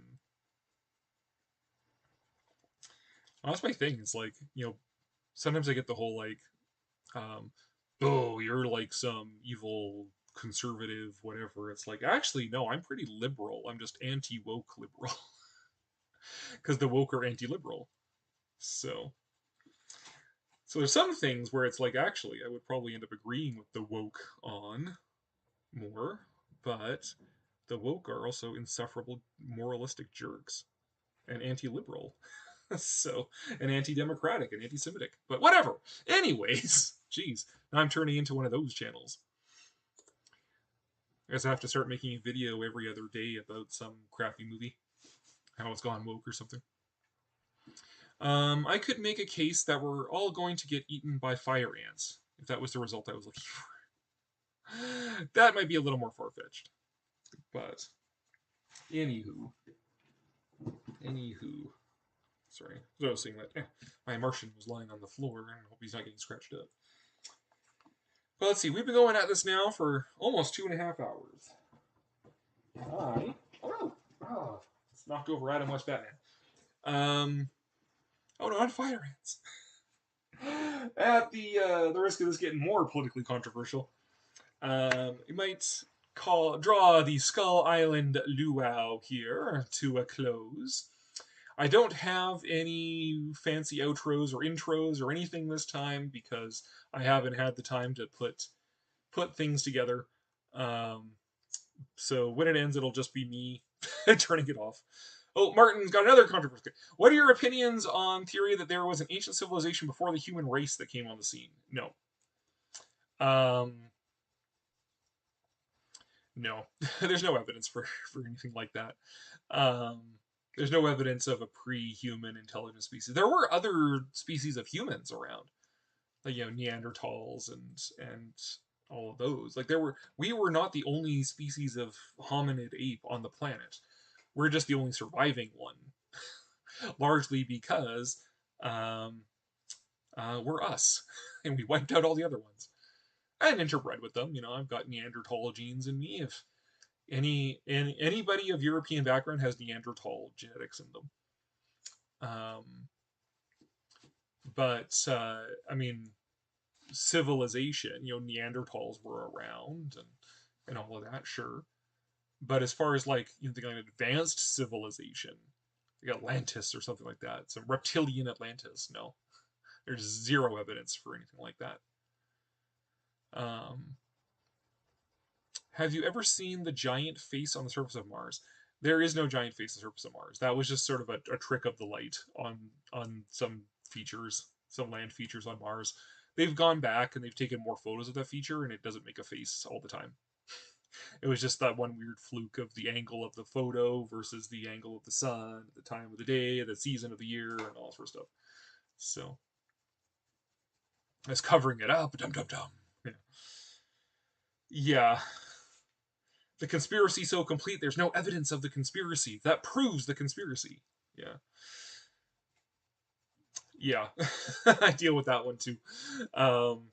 Actually, my personal favorite lost civilization one is the ancient Egyptian Buddhists in the Grand Canyon.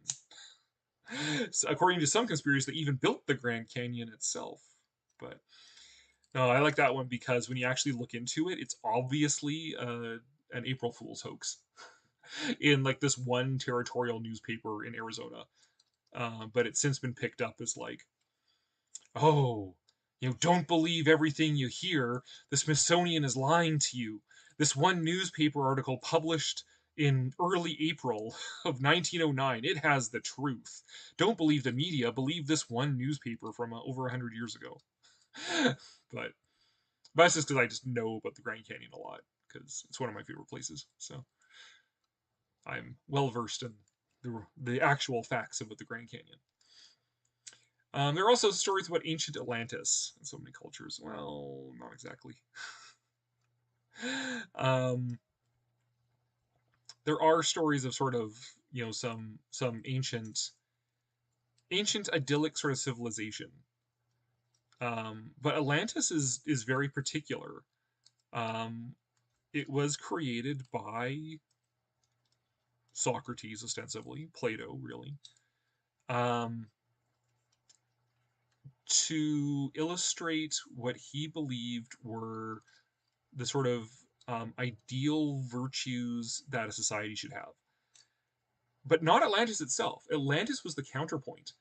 It was Athens, because Plato describes a war between Atlantis and Athens, and it's Athens that Plato uses his ideal civilization, built on ideal virtues that enabled it to survive, while Atlantis was based around these sort of vices and these things that Plato did not consider virtuous, and Atlantis was punished by the gods and destroyed. Conveniently for his narrative purposes. Yeah, no. Atlantis is an allegory of Plato's political theories. It's not actually a place. There are drawings on the Nazca Plains that can only be seen from the air. Yeah. Air or the gods. Right. Speaking as a religious person, it's very easy for people who are not religious to try and find the real reason why religious people do what they do. In fact, for some in some cases, there's actually a name for it. It's called medical materialism.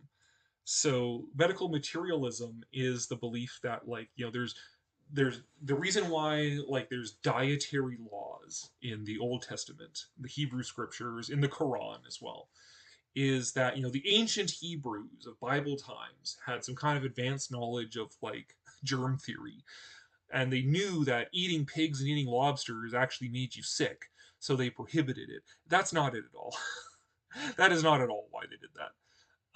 That's called medical materialism, because it's trying to find the real reason why religious people do what they do, and um, which is a materialistic, naturalistic reason, right? So, these people, they walked out the Nazca lines because they were communicating with aliens, because that's a naturalistic explanation for it, right? That's it's a real reason for it, except aliens are every bit as fanciful.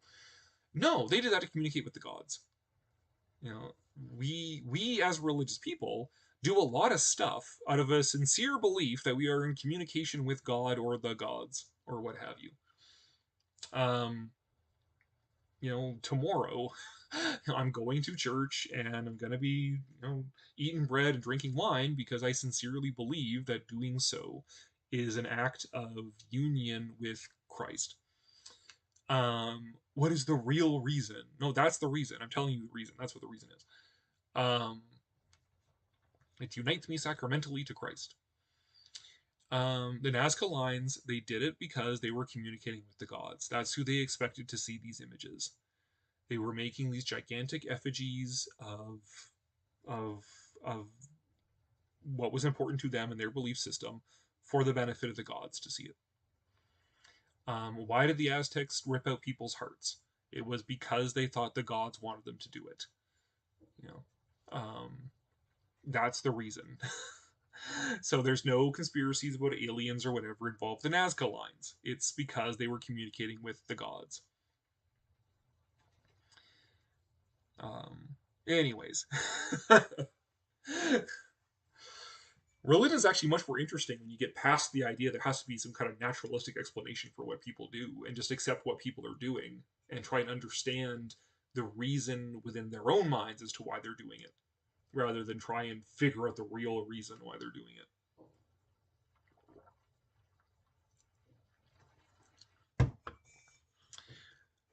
it. Have I ever read the passages in the Bible about Ezekiel's? Yes, I have. He was not describing a UFO. He was no. He was describing visitation from heaven that was carrying him off into the heavens. There's a lot of symbolism involved in that passage and in that description of what he was seeing, what the chariot of the heavens was that was carrying him away. Again, it's the get beyond trying to interpret this as the real naturalistic or materialistic reason. Oh, it's an alien ship that came down. No, try and understand it as though, well, I mean, through the eyes of the religious person. They're describing what they are believing in, right? So they're believing that Ezekiel was carried off by a divine visitation, carried off to heaven. So you have to understand it in that light. What are they communicating about this thing, this visitation, using the symbolism they had access to? That's what it was. It wasn't a UFO. So if they're hiding giants, must be the parents of Zeus. There's even archaeological evidence of aliens. The Egyptians were familiar with cryogenics. They tried to replicate the same effects with embalming. Gonna disagree with you there. But Anywho, this is getting out of hand. As you have probably learned by now, I am actually very, um, I'm very skeptical. Um, as cool as I think monsters and sci-fi and stuff are, I don't actually believe in that stuff in real life. Um, I mean, there might be extraterrestrial life out there, but the chance of us ever even meeting it is like infinitesimal. Um, as far as cryptids and giants and stuff like that, and aliens visiting the Earth and stuff, no, I don't believe that stuff. I wish Bigfoot was real, but sadly, no. I'm pretty stolid as far as like I go with a scientific consensus on these things, and theological consensus on religious matters as well. Which I suppose is weird. I'm skeptical, which makes me sort of like religiously conservative and scientifically conservative. Um, I had my phases of being into conspiracy theories and cryptozoology and stuff like that, but that just sort of parlayed into being into real science and real theology. Um, yeah, maybe boring. The funky stuff I save for the monster movies and whatever. But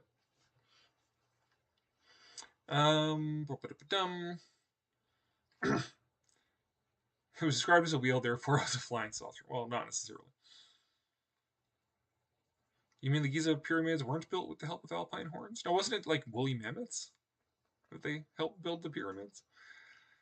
I think it might be the right time to call it a night. Martin, I think you're right. Yeah, we're gonna call this a night as it's going.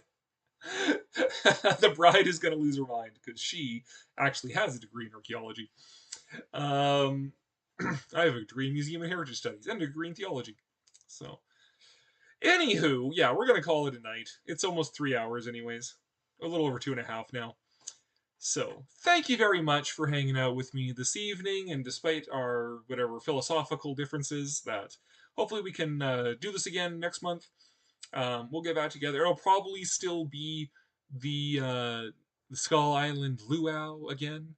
I probably will not have the studio set up by the end of next month. Anyways, Angel's like, but things are getting interesting. It's a little awkward. But we're gonna draw us to a close now. Thank you very much for hanging out. We'll do this again at the end of next month. And in the meantime, stay safe, stay healthy, and stay spooky as well. Spooky season starting, so yay! Enjoy spooky season, and we'll catch you again at the end of September. So good night, everybody. We'll see you then.